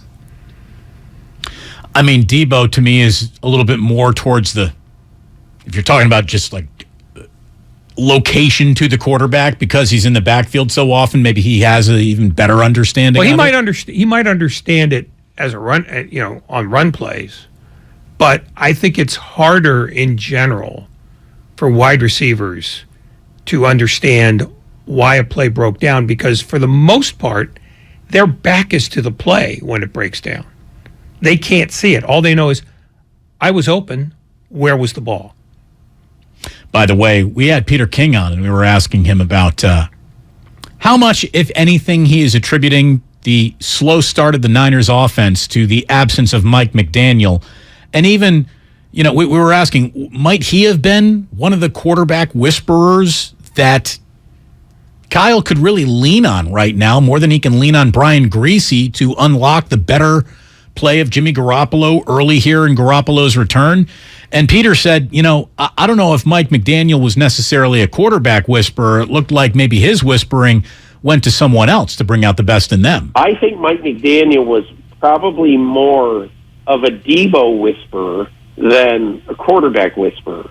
And by that I mean Deebo Samuel basically showed up in Mike McDaniel's office. I think it was every Tuesday, and he would sit on the couch at McDaniel's office, and McDaniel, at some point, he would talk about the role he saw for Deebo that week so that Deebo could mentally start to think about it, which is interesting. I think Mike McDaniel was hugely instrumental in changing the direction of Deebo Samuel's career. I don't necessarily think that he was as important as, say, Kyle Shanahan was in working with the quarterback. He might be right about that, but boy, there is no doubt that the work that Mike McDaniel has done early in Miami with that offense, the quarterback specifically, and they're about to take the field here in just a little bit. Week 4 begins with Dolphins and Bengals tonight. The White Tiger uniforms, by the way, are coming out tonight for Cincinnati. If Miami wins tonight, by the way, the AFC East officially has like a little bit of a new daddy in the moment, and I hope you enjoyed your stay at the Penthouse, Buffalo, but there's going to be a lot of eyes going to Miami. This is also a huge game for Cincinnati. They do not want to open defense of their AFC title with 2 home losses in their first 2 home games, and the Bengals' next 2 weeks are at Baltimore and at New Orleans, 2 very tough places to win. So things could start slipping badly for the Bengals after a Super Bowl appearance if they don't figure out the Dolphins on a short week tonight. Well, we'll find out whether the Dolphins have the defense to pull that off, because one of the things that I think it was I can't remember who it was at the Ringer who wrote about this, but that Cincinnati is becoming an even more predictable offensive team than they were last year, and that while they were predictable last year, they hit on a very high percentage of sort of high-risk passes from Burrow, particularly to Jamar Chase. Yeah, he was the king of the 35-yard downfield grab. Yeah, and that teams, and this happens every year, teams with 6 months of time to prepare for that have been much better at taking that away. You know, Chase still gets his targets, but he has not been the dynamic game breaker that he has been. And Burrow has been harassed as he was last year and the year before because the offensive line, while better than it was, is still a problem. Speaking of problems along the offensive line, maybe the most important thing that Kyle Shanahan said at today's press conference was this update on Trent Williams, which didn't sound great. We're still hoping he doesn't have to go on IR, won't need surgery or anything like that, but still not sure with the high ankle sprain. We're still hoping he won't go on the IR. I mean, that would have been one way to say it. You need a little time for that swelling to go down before you can really assess that sprain. But hoping he wouldn't need surgery? I mean, I didn't want to hear that element tacked on. That you don't want to hear, and we hope surgery isn't in it. Like, you don't want or surgery to even be considered after any comma about Trent Williams. Yeah, he might be trying to say, well, that's the worst case scenario, and if it turns out to be that, be prepared. But he kept it vague enough where you didn't hear, yeah, we're worried. I mean, it's one of those things where if you say, yeah, it looks like surgery, you immediately turn the public conversation to, well, now they're screwed. And now we can really hate him, you know, for any number of grievances that we piled up. So it's covering all your bases at the same time. And it's one of the things that Shanahan actually does well in pressers. But it's also, you know, well, how do you get your hands around that? Maybe it's 3 weeks, maybe it's 6, maybe it's 14. You have no way to know where to go with that. So, look, when we come on back, believe it or not, even though it feels like there have been many, many, many people involved in just a slice of Trey Lance, Kyle Shanahan's really had but 2 quarterbacks since he's been here. And those 2 quarterbacks have either been ugly Jimmy Garoppolo or Jimmy Garoppolo, who we all know is like a default setting of quarterback handsome. We're going to talk about handsome Jimmy and the ugly Jimmys around him when we come on back here. Damon and Ratto, 95.7 The Game. We're brought to you by Fremont Bank, full service banking, no compromises. Hey, Becky, what about this beat for your next song? It's cool, but I'm into faster stuff lately. Like Xfinity that gives me beyond gig speeds. Got it. What about this then? It sounds powerful, just like Xfinity. Because its supersonic Wi-Fi has 3 times the bandwidth, you can connect hundreds of devices at once. That's what I call power. Unbeatable internet from Xfinity. Made to do anything so you can do anything. Get the Xfinity Supersonic Bundle with unlimited gig speed internet, Wi-Fi equipment included, and a free 4K streaming box. All for $50 a month with a 2-year internet rate guarantee and no annual contract when you add Xfinity Mobile with unlimited data at regular rates. Go to Xfinity.com/gig, call 1-800-XFINITY, or visit a store today. Limited time offer. Restrictions apply. Requires paperless billing and autopay. New gigabit extra internet customers only. Taxes and fees extra and subject to change. Xfinity Mobile requires post-pay Xfinity internet. Reduced speeds after 20 gigabytes wireless usage. After 24 months, regular rates apply. Requires compatible Xfinity gateway. Everything, our farm, our stand, our pop-up shop, it really all started when we discovered the benefits of local, raw honey for our family. And then we decided to turn it into a business. We were looking for something to help us get up and running. So we got the Chase Business Complete Banking Account. It's more than a bank account. It comes with Quick Accept, which lets us take card payments anytime, anywhere in the U.S. using the Chase mobile app. Plus, we get same-day deposits at no extra cost. For us, it's more than honey. It's about sharing a little sweetness with the world. Get the Chase Business Complete Banking Account with the essentials you need to help get your business going. Learn more at chase.com/business-complete-banking. Chase for Business. Make more of what's yours. Quick Accept is not available in U.S. territories. Enrollment required. Usage subject to approval. Same-day deposits available for payments before 8 p.m. Eastern Time, Sunday to Friday. Fees and rates apply for checking and processing. Limitations and restrictions apply. Participants compensated. Merchant services provided by Payment Tech LLC and WePay Inc. Subsidiaries of J.P. Morgan Chase Bank and a member FDIC. Do you think all premium fuels are the same? Well, your engine doesn't. Shell V-Power Nitro Plus helps keep your engine running like new because it's engineered to defend against 4 main engine threats: gunk, wear, corrosion, and friction. So next time, choose Shell's most advanced fuel ever. It's fuel for thought. In engines that continuously use Shell V-Power Nitro Plus premium gasoline. Every search you make, every click you take, they'll be watching you. Tired of companies like Google and Facebook watching everything you do online? There's actually a simple solution: DuckDuckGo. It's an all-in-one privacy app with a built-in private search engine, web browser, one-click data clearing, email protection, and more, all for free. Download the app today and get the most comprehensive privacy protection with a push of a button. DuckDuckGo. Privacy simplified. The following is an attorney advertisement. If you get sidelined by a workplace injury, the workers' compensation attorneys at Boxer & Gerson can help get you back in the game. Our team of skilled attorneys will fight by your side for the treatment and compensation you deserve. We care about justice for injured workers. That's what makes us Northern California's premier workers' comp law firm. Call Boxer & Gerson at 510-345-2341 or visit boxerlaw.com for a free consultation. Boxer & Gerson, your life is worth the fight. Kirby is your driveway mechanic. They bring the shop to you with brake replacements, oil changes, washes, and so much more. Get $50 off your first oil change with code OIL50 at Kirby.com. That's CURBEE.com and use code OIL50. If you own a business, this has been a bumpy ride. From pandemic to inflation, I'm sure you could use a break. If your business has 5 or more employees and survived COVID, you might be eligible to receive a payroll tax refund of up to $26,000 per employee. The challenge is getting your hands on it. Hi, I'm Howard Mackler, and that's why I founded GetRefunds.com to cut through the red tape and get you the money. The team of tax attorneys we have put together are highly trained in this little-known payroll tax refund program. We do all the work, charge not a dime up front, and simply share a percentage of the cash that we get for you. Businesses of all types can qualify, including those that took PPP, nonprofits, and even those that had increases in sales. We have helped return over $1 billion to businesses, and we can help you too. Just go to getrefunds.com/sports, click on Qualify Me, and answer a few questions. This payroll tax refund is only available for a limited period of time. Don't lose out on up to $26,000 per employee. Go to getrefunds.com/sports. That's getrefunds.com/sports. From carriage house to glass aluminum doors, R&S Doors has a full line of commercial and residential garage doors and gates to suit anyone's taste and budget. Visit rsdoors.com. R&S Doors. Look for the red truck. Okay, 3 more climbers, 7 loggers. Ted's sustainably sourced logging company is growing a new branch. What about truck driver contracts? Which means a new HR manager will be the first hire to fall.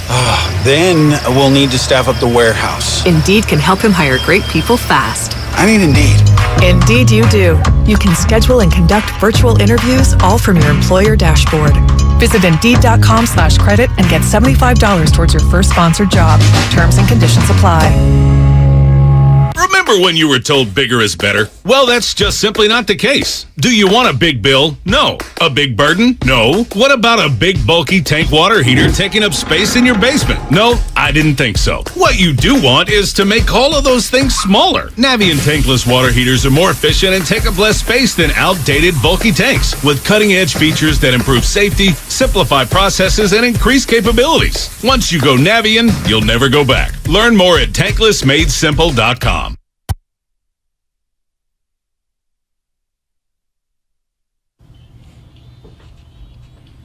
Now back to Damon and Ratto, brought to you by BMW Fairfield on 95.7 The Game. Welcome back. It is our longest commercial-free segment of the entire day, and we have open lines. We're guest-free the rest of the way, and we're going to get into a segment here that I think you might have an opinion on. Let it unfold, and you can pick the lane that you want to hop into. When I say that Kyle Shanahan, Ray, has only had 2 quarterbacks, handsome Jimmy or unhandsome Jimmy, I'm not saying that the guys who are not unhandsome Jimmy are ugly men in any ways. But, you don't want to be in a who's better looking contest with Jimmy Garoppolo. Not a lot of men really want to be into that contest. So I'm just going to call him Jimmy or ugly Jimmy. And that's how I'm going to describe a very large group. So even though Shanahan had found the quarterback that he would have an undeniable degree of success with, all he wanted to do was move on from Handsome Jimmy. Handsome Jimmy, before Handsome Jimmy was even in the room, began as Ugly Jimmy. Brian Hoyer and C.J. Beathard. Brian Hoyer and C.J. Beathard in 2017 played the role of Ugly Jimmy until Jimmy shows up. And Jimmy was so handsome that you'd think you'd never be returning to Ugly Jimmy again. Little did anyone know in that moment that Jimmy, Handsome Jimmy, would provide an awful lot of play that reminded you of some of what you got out of the Ugly Jimmies. In 2018, Nick Mullins and CJ were brought along, obviously. Then you get to 2019, and that is because in 2018, Handsome Jimmy goes down at Arrowhead, so you have the Ugly Jimmies that are Nick Mullen and CJ Beathard the rest of the way. In 2019, it's literally nothing but Handsome Jimmy, but for 2 passes. The entire year, Jimmy throws every single forward pass on the San Francisco 49ers except for 1 pass from Dante Pettis and another pass from Emmanuel Sanders. That's it. 2 trick plays. Otherwise, it's Handsome Jimmy the entire way. 2020, as you all know, after 6 starts from Handsome Jimmy, we had to find other starts from Ugly Jimmy. 8 starts for Ugly Jimmy Nick Mullins, 2 starts for Beathard. Then in 2001, it's 15 starts out of Handsome Jimmy with 2 Trey Lance starts. The first new uncomparable to Jimmy we officially have with the 49ers. Here we are in 2022, 2 Lance starts, and what do you know? It's right back to Handsome Jimmy. Besides the Lance starts, Ray, Kyle Shanahan has either had all of his passes since becoming the head coach of the 49ers either thrown by Jimmy Garoppolo, Handsome Jimmy, or the Ugly Jimmy Garoppolos that were Brian Hoyer, C.J. Beathard, and Nick Mullins. No wonder why everything we look at feels the same at times. I don't know how much better Jimmy really is than Beathard, Mullins, or Hoyer. I really don't know how, if we could find the right metric to measure quarterback talent. If his metrics are so much greater than those guys, he just happened to have more success in Shanahan's system. And then the one opportunity to finally turn away from your group of Jimmies, whether they be handsome or ugly, Tom Brady gets presented to you, and you're still saying, nah. Like, Kyle, you have so signed up for this that you need to officially buy everything that you've broken, if I could use retail on you. Not that this is a broken football team. And then to just draft, as your exception to your Jimmy experiment, the greenest quarterback talent that ever has been drafted by an NFL team? It's kind of nuts. If Kyle Shanahan is walking around with an element of frustration, Ray, he can only point to the guy in the mirror that provided it, because his decisions have either been wildly similar to each other, if not in their execution, certainly in their on-field production, or you're also the guy who said no on Patrick Mahomes, no on Tom Brady, who came with a longer successful resume than any quarterback could have ever showed up in your building with, and that wasn't good. Like, there's a reason why Kyle's stuck, and it's because I don't think he really knows how to unstick himself. I think it's more nuanced than that, in that the Brady thing, when he became available, he was coming off a bad year by his standards, and it looked to a lot of people like he was heading toward being done. So that's that. But even a declining Brady had to have been better looking than handsome Jimmy or ugly Jimmy. I'm not sure. How many guys would have said, you know what? I see a 43-year-old quarterback declining. How many times do they reverse that? I mean, it's a lot like, Johnny Unitas, who was one of the great quarterbacks of all time, started to slip a little bit at the tail end of Baltimore, but San Diego said, that's the guy we want. He'll reinvigorate us. And it turned out that Johnny Unitas was done, just absolutely washed. So I get why they passed on him. It looks bad in hindsight, but it only looks bad in hindsight. As far as Mahomes goes, I don't know how many people saw in Mahomes what Andy Reid did, and that might just be a credit to Andy Reid's genius more than anything else, because they didn't grab him near the top of that draft. A lot of people passed on him. So the question is, how easy is it to get a great quarterback that is great and young and ready to hit the ground running the way Mahomes did? And I would suggest that it's almost impossible because almost nobody does it. He's broken the mold. There's no doubt. Yeah, and people are, I think, partially crazy in not just this NFL cities, but in all NFL cities that are quarterback uncertain. Trying to find the next Mahomes is like trying to discover, the Ark. Where is that? Everyone's looking for the Ark of the Covenant. Well, there's only one. Yeah. So, and even that is more of a grand wives' tale through history than it is an actual fact. So if all you're looking for is the Ark, man, you're going to go nuts trying to find that. And I think in some ways that's what Kyle Shanahan has been confronted with, looking for a quarterback. Brian Hoyer is the guy you are happy to have when you're inheriting a 2-14 team. He'll just get us to the point where we can get something better. But you're not staking anything on him. C.J. Beathard was a lower round pick. Who's projecting him to be anything special? Nobody. If he was projected to be special. Kyle did. He traded up for him. But it wasn't at any point like, boy, that's the guy who's going to turn us around. He's the special guy. Because everybody knew he's not. And Nick Mullins was even farther down the, ethereal depth chart than that. So I think what you're talking about here is Kyle Shanahan has been at this for 5 years and change and still hasn't found his ideal quarterback. And I would suggest that that's the way most coaches go through their careers, looking for the ideal quarterback. I mean, people in San Francisco are a little bit twisted about that because Bill Walsh found Joe Montana. But they forget that Joe Montana was a third-round pick. And every team in football could have had him, 60 times before Montana's name fell to the 49ers. It wasn't like Walsh said, this is it. Our heaven has been achieved. It turned out that he needed a couple of years of getting his brains kicked in for that to happen, but it happened. But at the time that he picked Montana, nobody said their problems are solved. And I think if you look at, this last draft, the draft that produced Mahomes, and then the draft that produced Josh Allen and Justin Herbert, nobody thought that any of those three guys were the next coming of anything. I mean, Justin Herbert came from Oregon, where, that's Joey Harrington's school, and that's Marcus Mariota's school. Don't forget Achilles Smith. Yeah, who could trust those guys? And Josh Allen came from Wyoming, where he was largely famous for missing targets left and right and, barely hitting 50% of his passes.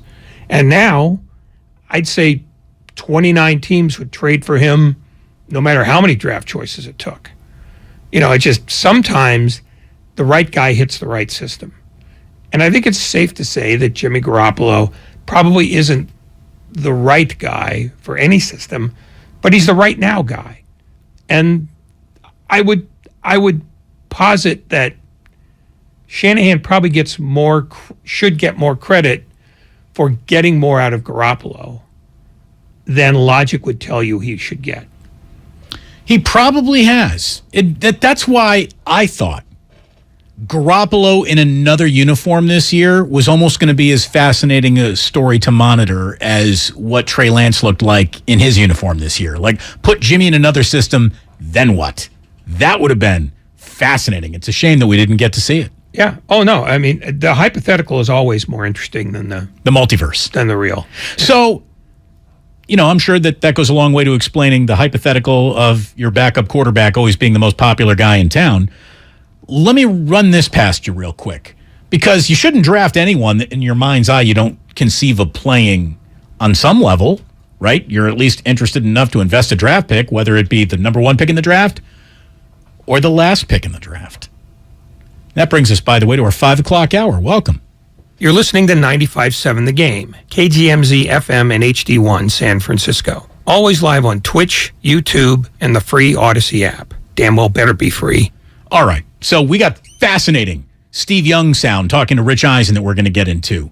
But let me just set up a scenario of when it might be time to look for someone other than Handsome Jimmy or Ugly Jimmy again. And who knows? This guy could be Ugly Jimmy too. But we do not know. And I've been the first to say, nothing proves you can play in the NFL until you're in the NFL. That's it. There's no amount of collegiate resume that translates directly to NFL success. But there's enough of collegiate resumes out there to say there might be something there. Brock Purdy, I think, represents the biggest scoop of there might be something there of any quarterback that Kyle Shanahan's ever had except for Matt Ryan. Now, it's all the unknown. It's all who knows. Do you realize that Brock Purdy shows up as Mr. Irrelevant with the single greatest resume any Mr. Irrelevant has ever had? That's undeniable. He is the 37th, Brock Purdy is the 37th most accomplished passer in the history of college football. Now you say 37th, Damon, whoever screams, yay, we're 37. In the history of college football, only 36 people have been more prolific throwing passes than this guy. And by the way, I looked it up, just a quick glancing through the list, at least 20 of the guys ahead of him in that top 37 either had or are still having NFL careers with clearly varying degrees of success. Brock Purdy is the 8th leading passer in Big 12 history. More yards than Mahomes. More yards than RG3.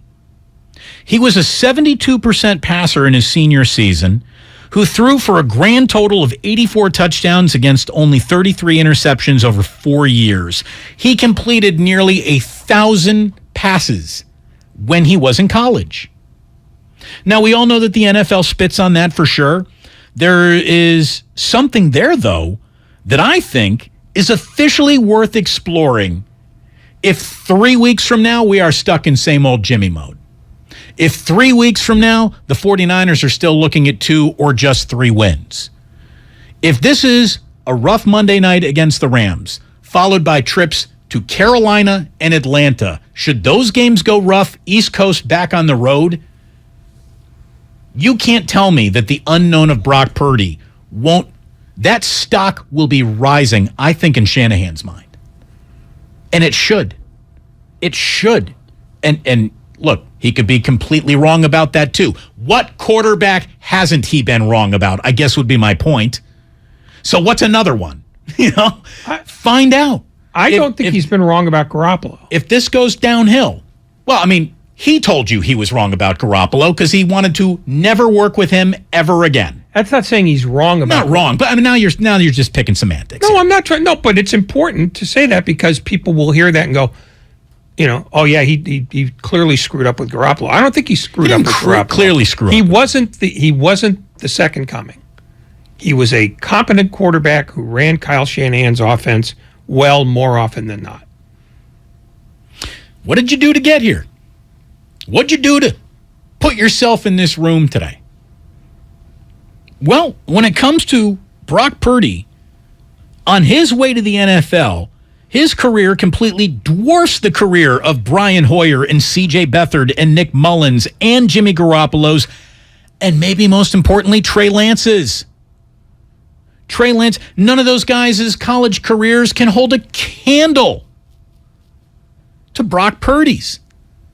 So if this continues to be an offense that's spinning its wheels and is eternally stuck in mud, we might get a peek at Brock Purdy earlier than you think. And then what if you got something?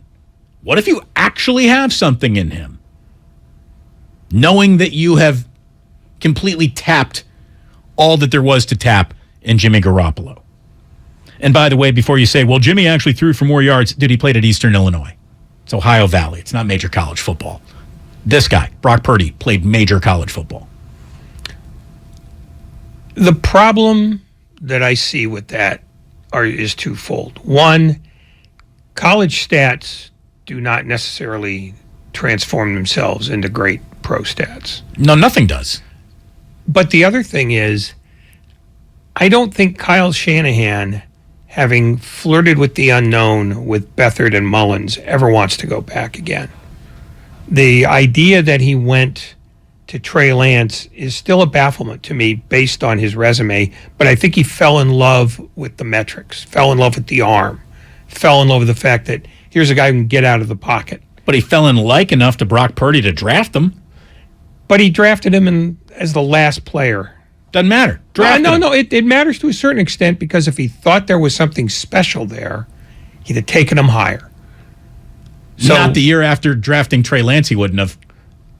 I'm not sure that. Why wouldn't you take a fifth on him if you really fell in love with him? Why wouldn't you hedge your bets?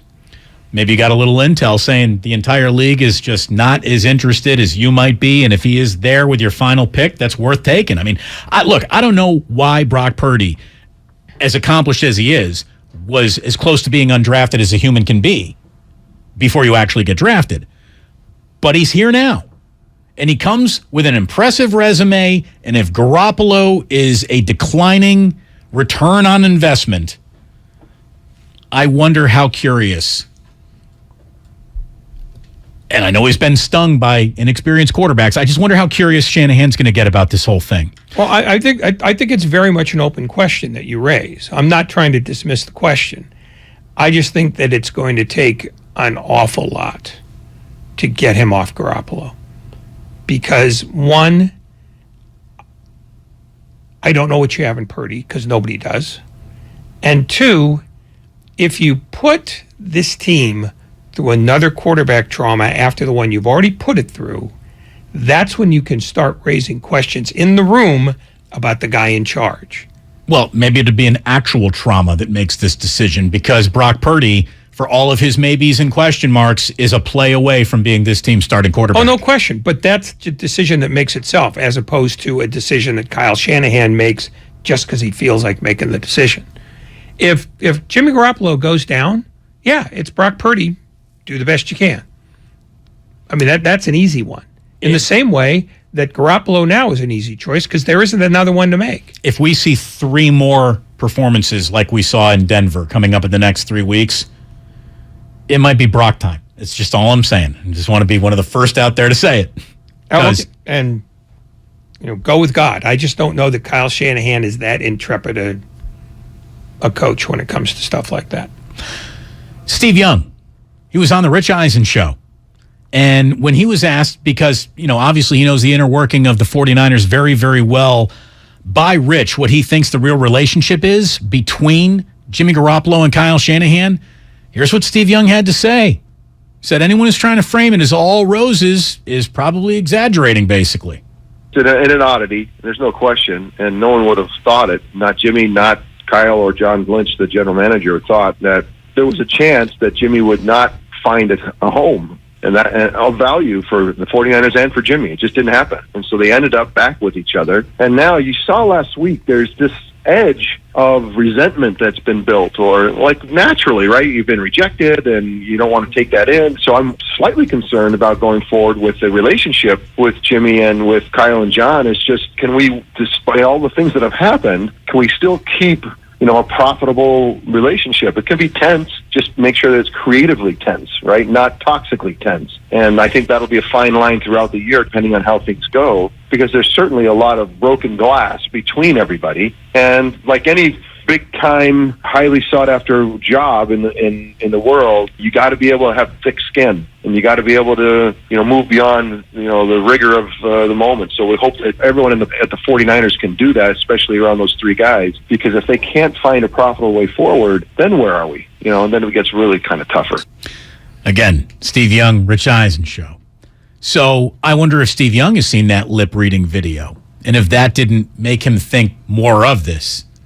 And again, it brings me to the point, Ray, that Jimmy Garoppolo, no, he's not going to start off going rogue. At one point, may just a little, just because I don't care what that guy thinks about me anymore. I really don't. The way Kyle wants it is not as important to me at this particular time in my career is the best way that I think about going about it. And so I'm going to do what I need to do. And things certainly get more interesting as that happens, if that did happen, if that were to happen. But I think Steve is, he's pretty dialed in, to say the least. And he is he's a smart guy, not only about football, but interpersonal relationships around a football team. And if he's saying that there is an edge of resentment there, I'm pretty sure Steve Young knows that there's a little resentment there. Well, when he was here, there was always an edge of resentment. It was Montana resented him. To a certain extent, he resented Montana. And Bill Walsh liked to play one against the other because it was a way to keep them both on edge. Creative tension. So he might be looking for that. I don't know how well connected he is with the 49ers anymore, because I don't know how much he talks to people there and how much they confide in him. Because for the most part, this is a pretty well buttoned down organization. So I wonder whether he's projecting or whether he actually knows something. Because if he actually knows something, I think we'd have heard it by now.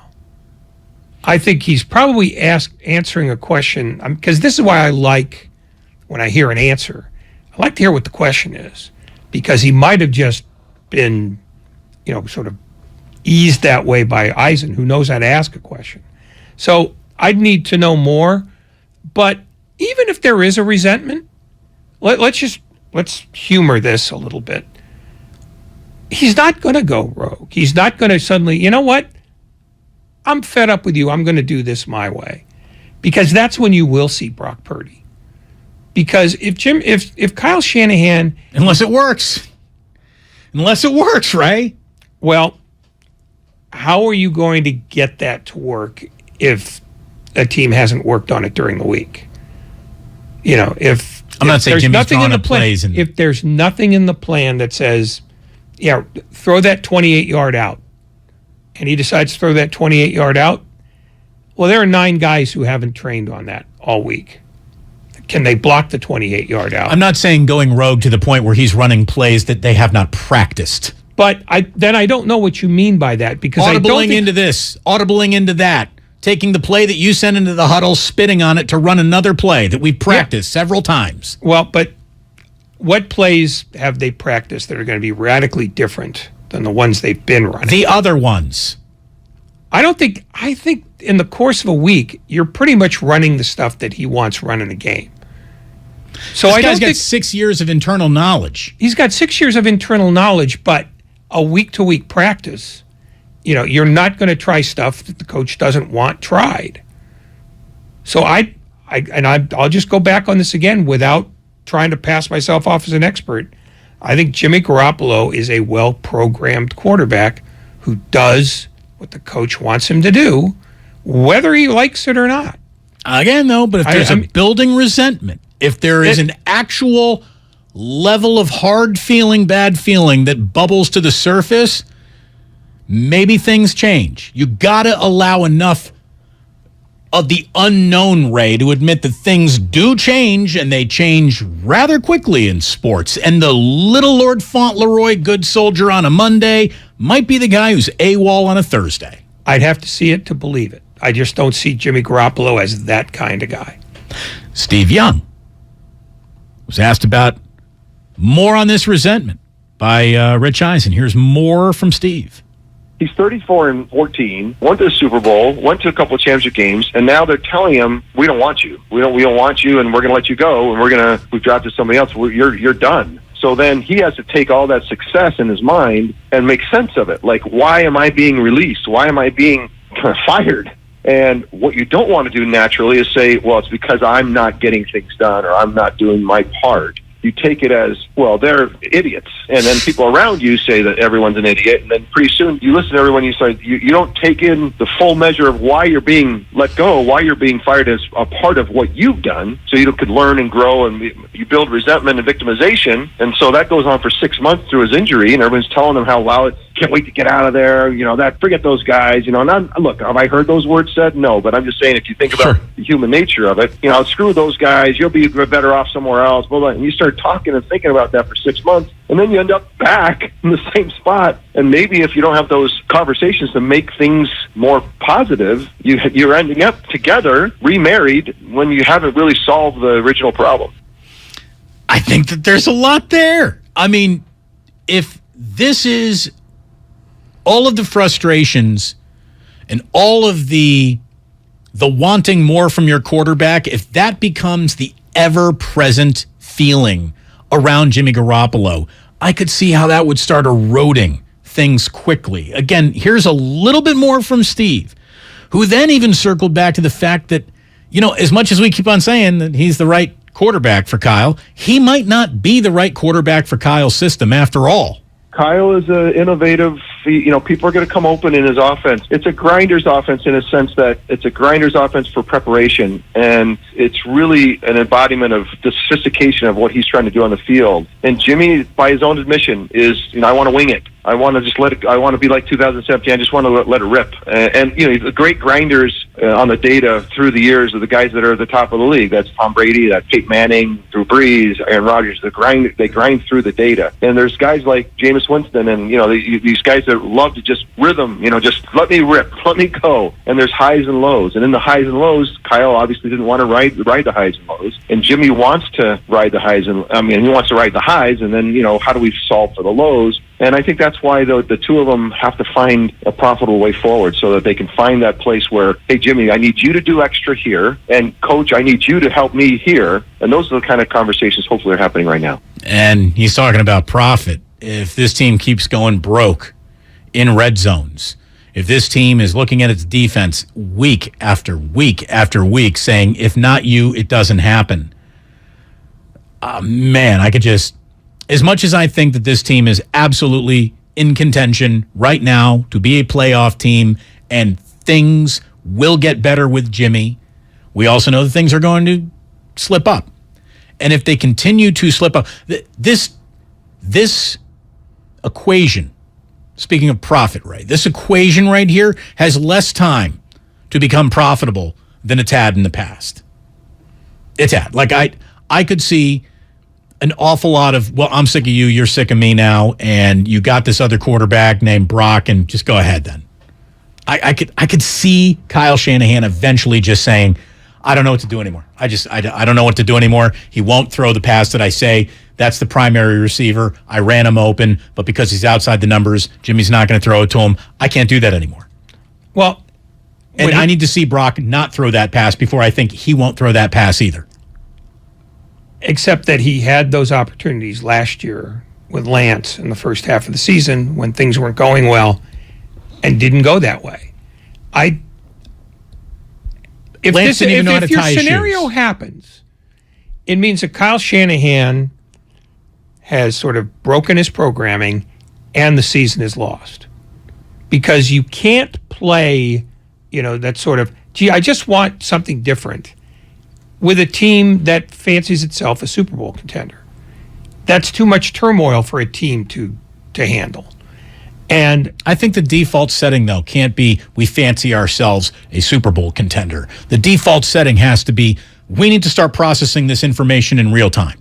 And I that might be your feeling, and I'm not arguing that you're wrong because I don't know. I'm just saying that we've seen what Kyle Shanahan has done for 5 years. I don't see him as a dramatically different coach now than he was then.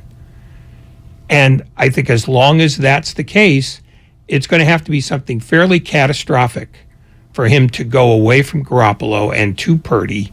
And by catastrophic, I mean they're 3-8, not 3-5. And if they're 3-8, the season's done. He would have to be convinced that there's no getting back from that.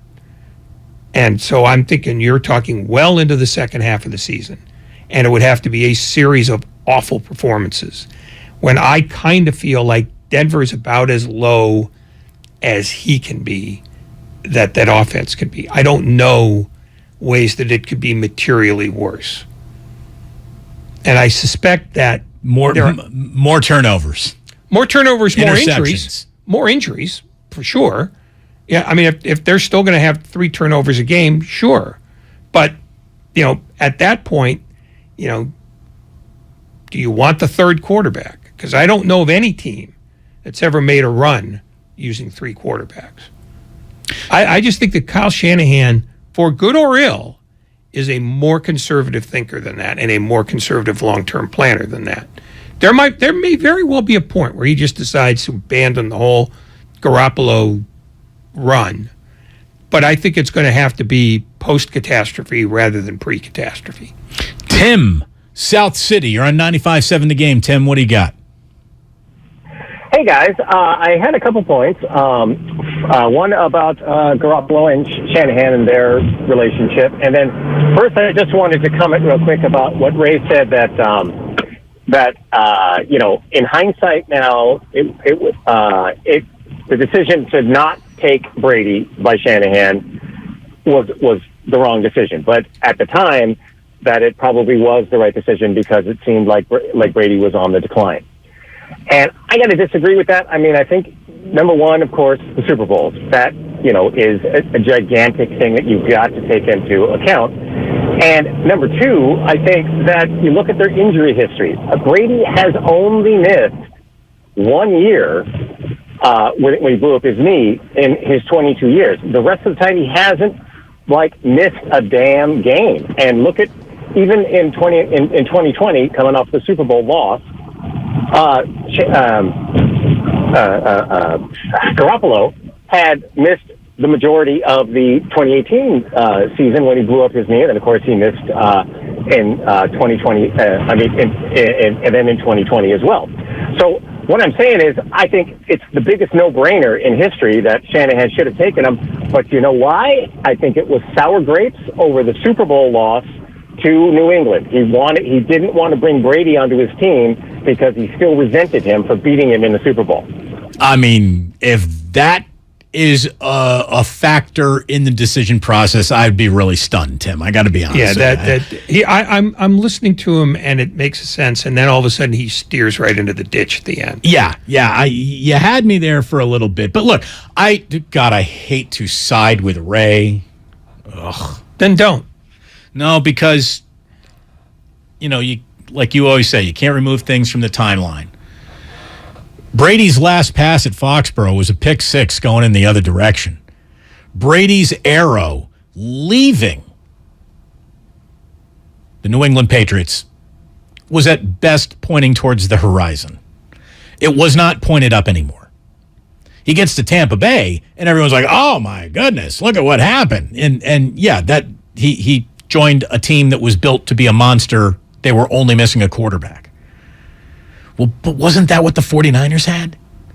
Wasn't that what everyone was saying if they just had the right guy? And I guess what we know now, again, it's tough to apply perfect hindsight to this. It's unfair, but we're living in an era where, orange is the new black and 44 is the new 38. We're seeing that across all sports. Look at what the Warriors are about to do. Again, by the way, did you see that the Warriors, ESPN has them coming in as an 8 seed? Seriously, we're going to do this again, ESPN? Really? 8 seed for the Warriors. Where did I see that? Somebody, I want to say The Athletic, but I could be wrong. They have the Clippers most likely to come out of the West. So I would tell you that the single greatest threat to the Warriors getting back to the NBA Finals is the Los Angeles Clippers. Maybe, but coming out of the West. But I still wouldn't say that that's the team you pick because you still don't know, when Kawhi Leonard's coming back. He's apparently getting older. 9-1. Paul George is getting older. I mean, I don't know that I'd pick them automatically. But even as they get older, they're still much younger than the Warriors. True.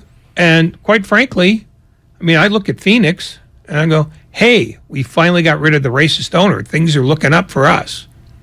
I'm going to put the screeching halt on Phoenix's ascension.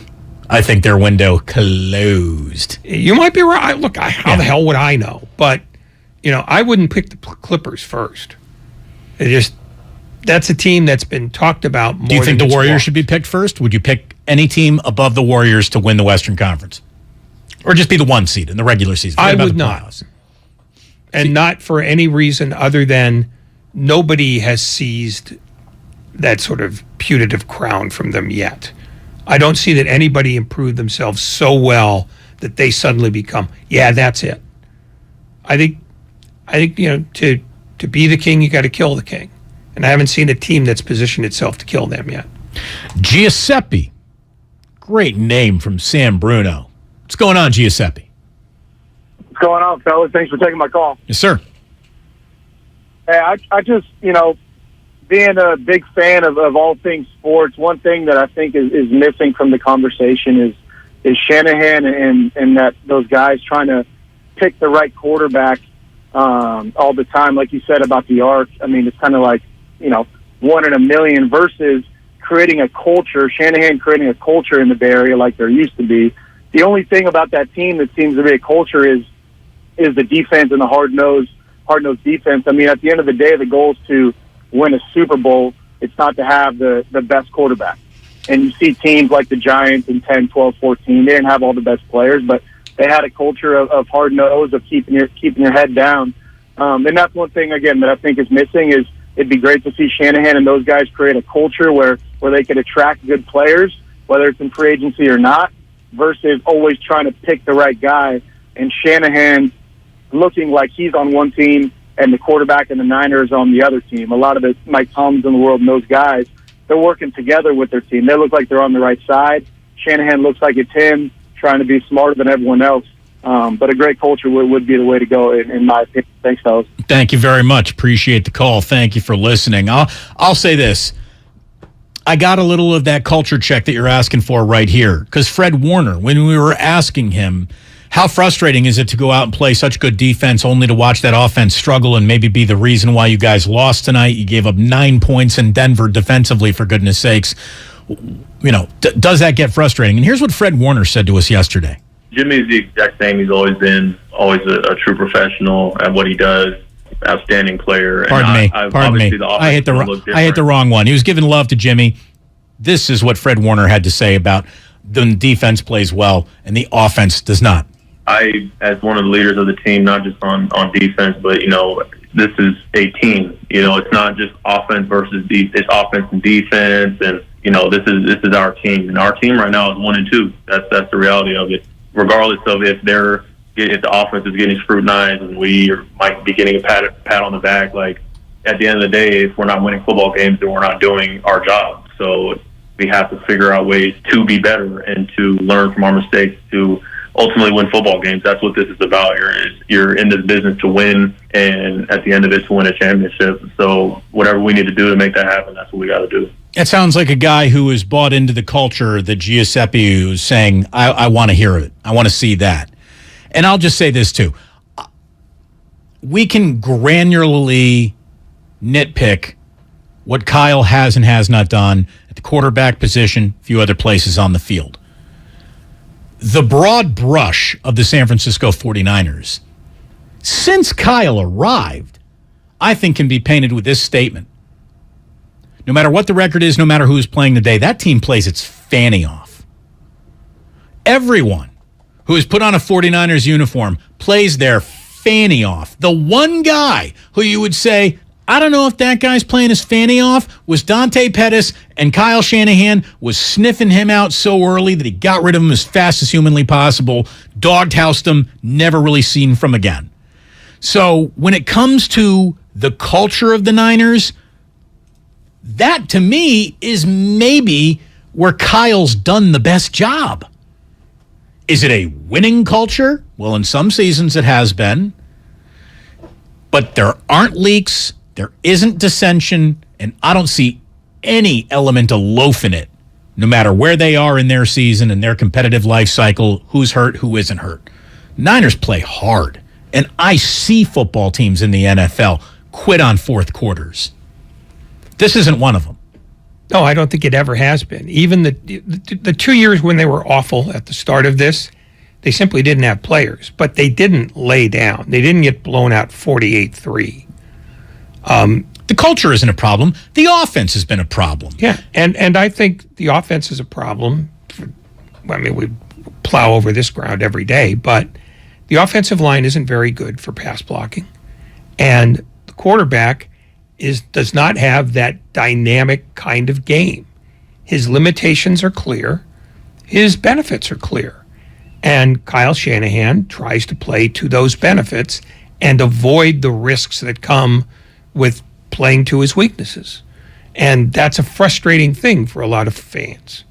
But it is who they are, and it's who they're going to be as long as this roster is the way it is, which is you can't be sure about pass protection, and people know that you're going to run the ball a lot more than you're going to pass the ball if you have a lead.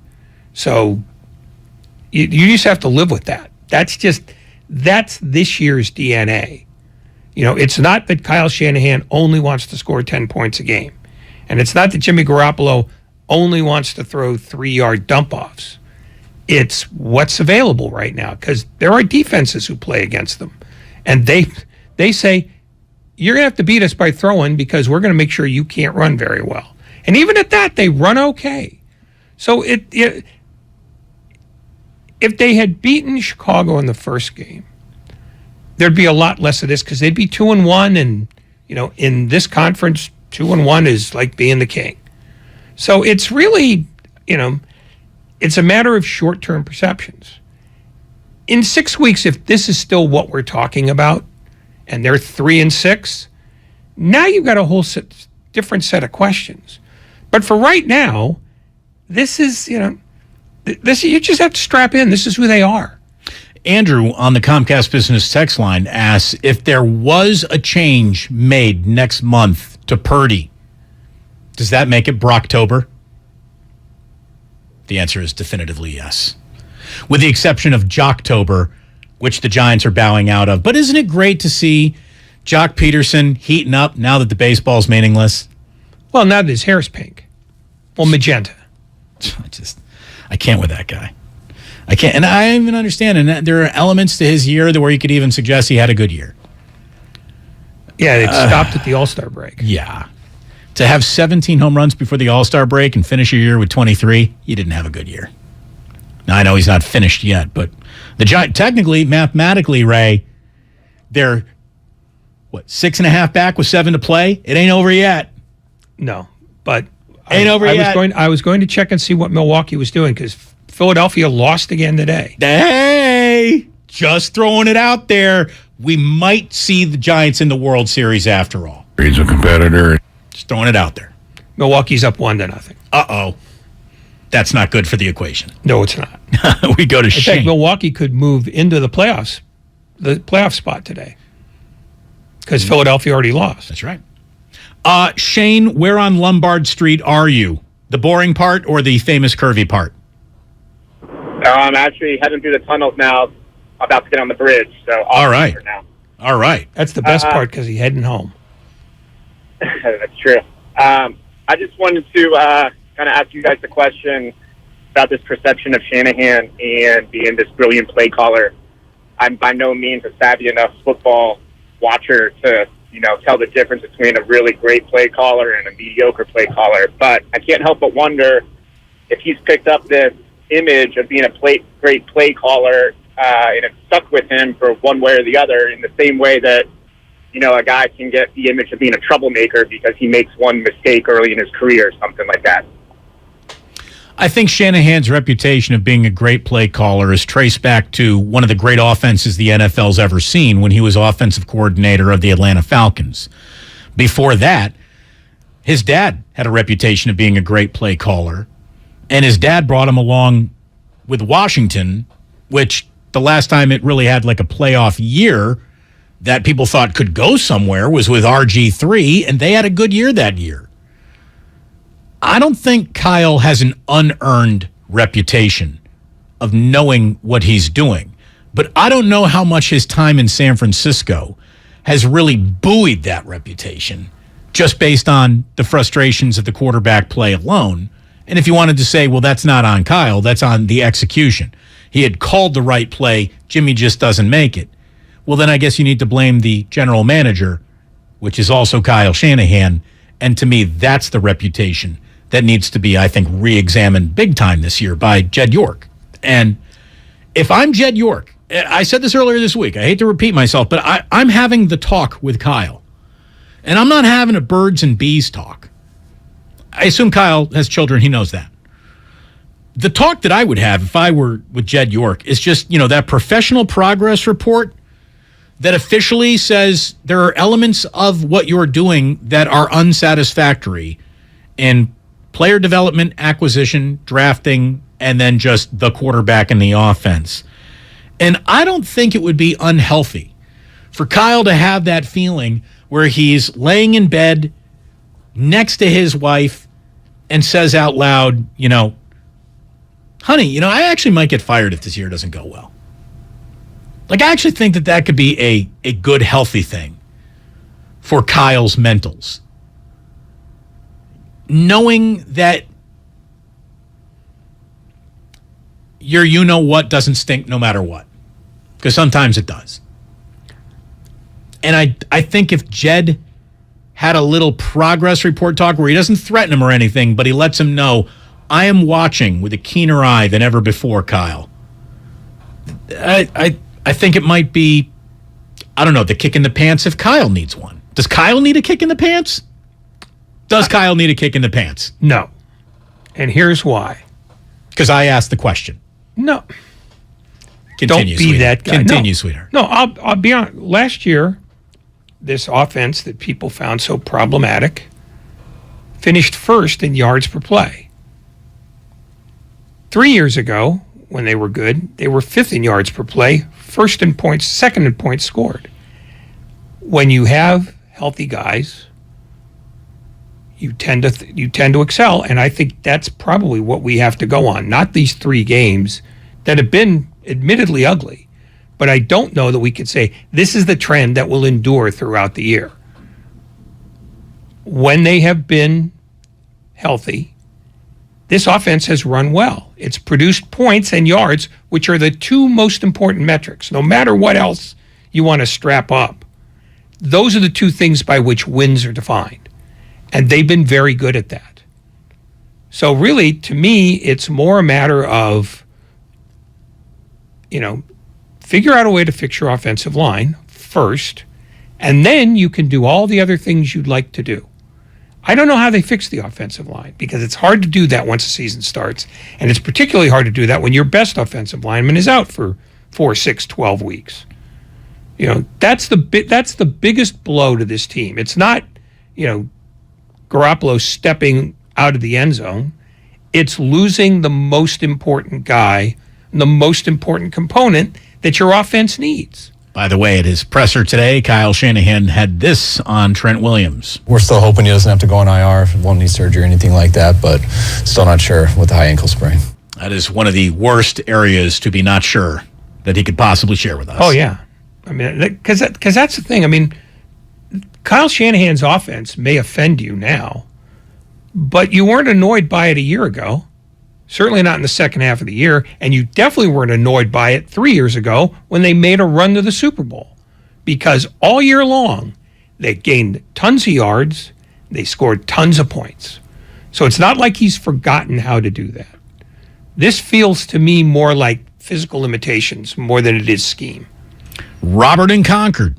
You're on 95.7 The Game, Robert. What do you got?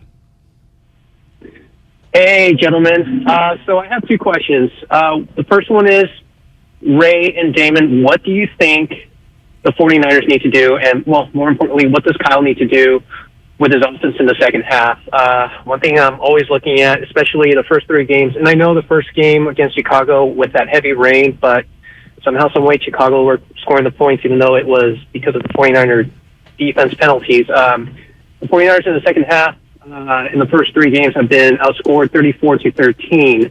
What can they do there? Number two question is, if we do see Brock Purdy at some point this season, and Brock Purdy also struggles, is it then a question that it's Jimmy Garoppolo, it's Trey Lance, it's been the quarterbacks that the 49ers have? Or is it ultimately Kyle Shanahan and his offensive playbook? Well, here's the thing. We don't know about the second question, and we couldn't know that. To answer your first question, what it needs to happen in the second half? More of what worked in the first half. We just had a stat. I don't have it in front of me anymore, but you basically had the combined efforts of Deebo Samuel, Brandon Ayuk, and George Kittle. Essentially, they combined for, 15 touches, 140-plus yards, and the touchdown in the first half in Denver. And then the rest of the way in the second half, they had 2 touches for, I believe, 5 yards or whatever it was. So dance with the girl who brung you. If you got something that's working, keep working. Keep working it. Now, if it's taken away by great coaching on the other side of the field, I get it. But then you got to have a plan C. If I was going to say anything, and this is coming from somebody who doesn't scheme football games, don't be settling for a touchdown lead at the end of the half. Make your bones when you can so the second half doesn't become in play. Yeah. Score when you got it. Smoke them if you got them. Yeah, is that your official? Essentially, yeah. Just don't go into halftime with a touchdown. Hey, what if I told you we got Warriors basketball in a matter of hours, 3 a.m. on 95.7 The Game, live from Tokyo? The Warriors are going to be back on the radio. Tonight, Steph Curry's going to hit a 3 and then probably have some delicious ramen. So we will have that game for you. Is there such a thing? On a replay. What? Delicious ramen? Oh, my God. Ray, don't tell me you've never had ramen. No. Oh, do you like soup? Do you like noodles? Yeah, but I've usually not had them together. See, you need to have a bowl of ramen. I think you would really. I've never met anyone who had like a really good. I'm not talking about instant noodle, 25-cent plastic cup ramen. I'm talking about you went to a restaurant, Japanese restaurant, you got a bowl of ramen. Oh, it's about as satisfying as meals get. I'm going to take you out to ramen one night when our show's over. I'm going to do it. We're going to do. If you've never had, I know I can't get a burrito in you. Will you give me a bowl of ramen? I'll take it under advisement. Sounds like he's going to stand me up on this date. Okay, we got to go to a break. Grandy's screaming in my ear again. You're on 95.7 The Game. Hi, I'm Aaron, owner of California Deluxe Windows. Ever notice? When your neighbors get new windows, there is a large black eye of broken stucco, uneven plaster, and even mismatched paint. At California Deluxe Windows, we never leave a ring around the window. Why? Because we are one of the only companies in California who custom crafts every window and door to your home's exact measurements. Almost everyone else on the radio is a distributor. They grab a window from a warehouse, break open your walls, shove it in, and patch things up. At California Deluxe Windows, we take pride in our work. Our installation technique is so precise, we do not break your stucco. Your house could be covered with potato chips, and we wouldn't crack one. Call now, and for a limited time, you get 30% off your entire order and 24 months of interest-free financing. 800-874-3600. 800-874-3600. That's 800-874-3600. California Deluxe Windows. Windows engineered for life. Certain terms and conditions apply. CSLB number 774518. It's easy to think all money managers are pretty much the same. But at Fisher Investments, we're clearly different. Different? How? You sell high commission investment products, right? No. Fisher Investments doesn't sell any commission-based investment products. Well, you must earn commissions on trades. Nope, never at Fisher. We're a fiduciary, obligated to act in our client's best interest. It's the highest standard of care for a financial advisor. How do you know what's in their best interest? We get to know our clients and then tailor a portfolio based on their goals and needs. But you probably sneak in some hidden and layered fees. No, we have one transparent management fee, structured so we do better when our clients do better. Wow, you really do look out for your clients. That's because our top priority is helping them achieve a comfortable retirement. It might be why most of our clients come from other money managers. Visit FisherInvestments.com to find out why investors like you switch to us. Fisher Investments. Clearly different money management. Investments and securities involve the risk of loss. At Harris Ranch, we do beef, just like we've done for over 50 years. Beef that's raised locally right here in California. Tender steaks, awesome burgers, and California classics like tri-tip roast. The flavor you crave, the quality you trust time after delicious time. Come on, it's time to get out and grill. Harris Ranch, we do beef. Legendary beef, legendary quality. Do you think all premium fuels are the same? Well, your engine doesn't. Shell V-Power Nitro Plus helps keep your engine running like new because it's engineered to defend against 4 main engine threats: gunk, wear, corrosion, and friction. So next time, choose Shell's most advanced fuel ever. It's fuel for thought. In engines that continuously use Shell V-Power Nitro Plus premium gasoline. Hi, this is George with Left Coast Buyers. We buy properties all over California. If you own a house or an apartment building and want to sell it fast at a great price, call us at 925-434-5000. We can pay cash and close in as little as 7 days. We buy properties in any condition, any price range, and can help you in any situation. Do you own a property that is run down and needs thousands of dollars in repairs? Are you out of time, money, and energy? Let us help. Are you looking for an easy way to get top dollar for your property and sell on your terms and timeline? Well, call Left Coast Buyers now at 925-434-5000. We can solve any problem. We buy divorce houses, inherited houses. We even buy vacant houses and abandoned houses. Do you have a tenant who hasn't paid rent? Are you behind on property taxes, mortgage payments, or even facing a foreclosure? Even if you're just nervous about capital gains or an upcoming recession, we've seen it all. So if you or someone you know owns a property and needs to sell, call Left Coast Buyers at 925-434-5000. That's 925-434-5000. Don't waste your time trying to sell your old car. Donate it to Cars for Kids. It's the easiest and fastest way to donate your car and get a tax deduction. Donate online at carsforkids.org. That's cars with a K. 1-877 Cars for Kids. Donate your car today. Drivers who switch and save with Progressive save over $700 on average, and those savings add up. Imagine what you could buy in the future. So yeah, I used the savings from switching to Progressive 50 years ago to finally buy my dream car. It's a self-driving flying car, but we just say self-flying now. You know, because it's the future, and cars fly in the future. So switch to Progressive and save big, because those savings can add up in the future. Progressive Casualty Insurance Company and Affiliates. National annual average insurance savings by new customers surveyed who saved with Progressive in 2020. Potential savings will vary. Hey, it's Tiki Barber. When part of your offense isn't firing on all cylinders, it shows. And sometimes the only solution is to replace that part with something new. It's true on a championship team, and it's also true with cars.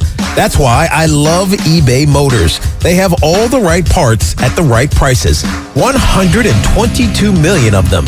That way, you can get the parts you need to make your car a winner. ebaymotors.com. Let's ride. I wanted to know why some people who get COVID-19 get it so bad. I found out it may be because they have a high risk factor, such as heart disease, diabetes, being overweight, smoking, and asthma. Even if symptoms feel mild, these factors can increase your risk of COVID-19 turning severe. So if you're at high risk and test positive, there are things you can do, like asking your healthcare provider if an authorized oral treatment is right for you. Learn about an option at treatcovid19.com. This message is sponsored by Pfizer. Chris Cuomo is back with a new show on a new network. Cuomo premieres on News Nation Monday, October 3rd at 5 p.m. Pacific. To find News Nation on your television provider, go to newsnationnow.com/join us. Here's what happened today on The Game. presented by the County of Santa Clara. The Morning Roast from 6 to 9.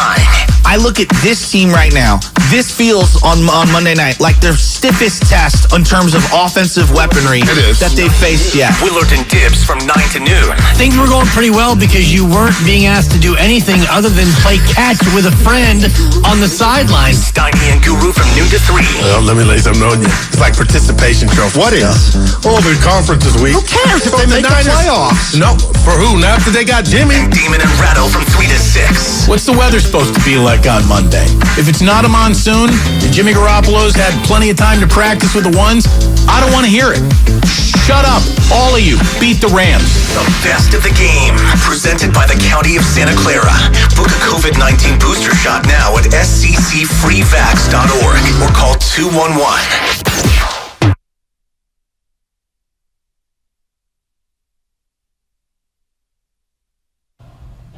Now back to Damon and Ratto, brought to you by BMW Fairfield on 95.7 The Game. The best of the game is coming up next with our man, Craig Valentino. There he is. I didn't even know you had a last name, Craig. I just thought you were, like Cher or Madonna. Just Craig. That's it. Craig Valentino. He's got you tonight. No Sterling. Again, Sterling of one name Sterling. I don't like to use Sterling's last name either. So that's what's coming up next. And then tomorrow, at the time you would normally get it, you're going to get a Warriors replay because the Warriors are in Japan playing the Wizards at 3 a.m. our time, which will be live on the game. I did see Jordan Poole over a bowl of ramen. I was talking ramen with Ray.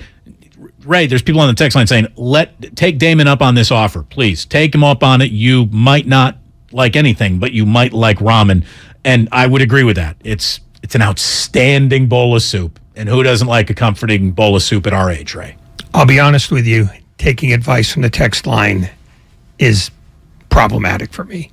Here's the deal. I won't even make you cross the bridge because there's this place in Berkeley called the Ramen Shop on College Ave that's strong, very strong. So maybe we'll meet over there and have a little date, huh? See, then you creep it up, and now I feel dirty. Mark in Oakland. What's going on, Mark? You're on 95.7 The Game. Wrap it up for us. All right, hey, thanks for taking my call. Two things on Shanahan and then the defense. I think it's totally impossible that Shanahan does not know what's happening because it's the one profession where you win or lose. So he knows he's losing. I don't think he needs a swift kick in the pants. That seems silly to me. I think he knows more than anyone. And the second thing, though, is I think the Niners are fine. The offense will get better, as they usually do throughout the season, unless they get injuries. And I think they just need to be a little better because I think this defense is great. And I haven't heard anyone talk about this, and it's been just bugging me for 3 years since the Super Bowl, and I'm curious what you all think. They're much more consistent now. The Super Bowl year, they had this amazing talent, and they would have these blowout losses every once in a while. Someone put up 50 points, I think it was, against them. They'd fold in second half and give up like 30 points. Do you all remember that? And that's why they ultimately lost the Super Bowl. Saleh is gone. I do not know why he got so much praise. I thought he totally underperformed with that talent, and the talent was why they did so good. They look much more consistent. I think they have a shot to win the Super Bowl this year if their offense gets a little bit better, which I think is totally realistic, and that's what I think. But what do you guys think? And what about that defense? How did Saleh that year get off with those blown ends of games and stuff and get a coaching job? I just never could. The talent was so underused that year. And they're not doing it now. They finish games a lot better and more consistently. So I'm curious, though, what you guys think about that. I mean, I don't know if I'm going to say they're finishing games more consistently or better now than in their Super Bowl year. I don't remember a stack of blowouts accompanying that Super Bowl year. And quite frankly, giving up 19 in a lake to the Chicago Bears is not closing a game out. So I think the question about how you close out games that you ultimately lose is still an open question for them. And I don't remember that team blowing a lot of, getting blown out. I'll just say this. One of the good ways to prevent overexposure of your defense is to run more offensive plays. Yeah. So the offense, I think, can bail out the defense a little bit in second halves by moving chains. How about I was just going to say, they had the ball for 24 minutes, 10 minutes in the second half on Sunday. You deserve to get your brains kicked in when that happens. Normally appearing only on the text line, we actually have a call here from the Postman in Capitola. What's going on, Postman? Hey, thanks, Steve Bruce. I want to remind or ask all your listeners to go back to Super Bowl 19 and watch a Joe Montana run up the middle for 6 yards. Now, it wasn't a power run, but it was a really fun game, and Roger Craig was phenomenal in that game. I also want to bring a couple things to you. There's only 6 active coaches right now in the NFL that have won a Super Bowl. So I want to get some patience with Kyle.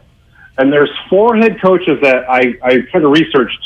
Andy Reid, Pete Carroll, Bill Belichick, and John Shula. Do you guys know the common theme with those coaches? Tell us, because we're at the end of this show, and Ray's got 30 seconds before he hits the garage.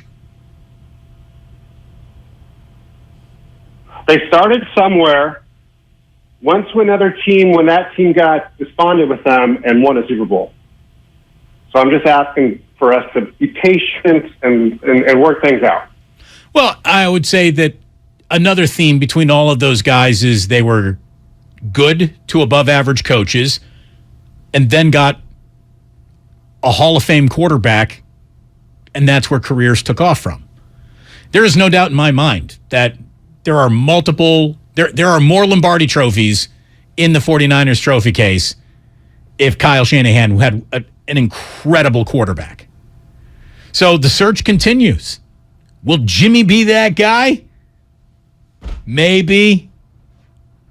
Brock Purdy definitely could be that guy, though. The reason why I doubt in Jimmy is because of what I know. The reason why I believe in Brock is because of what I don't know. And that makes almost no sense. I'm sorry that we're ending the show like that. No. It's perfect. What, the end of the show or my point? No, your point. Oh, thank you. To end the show with that.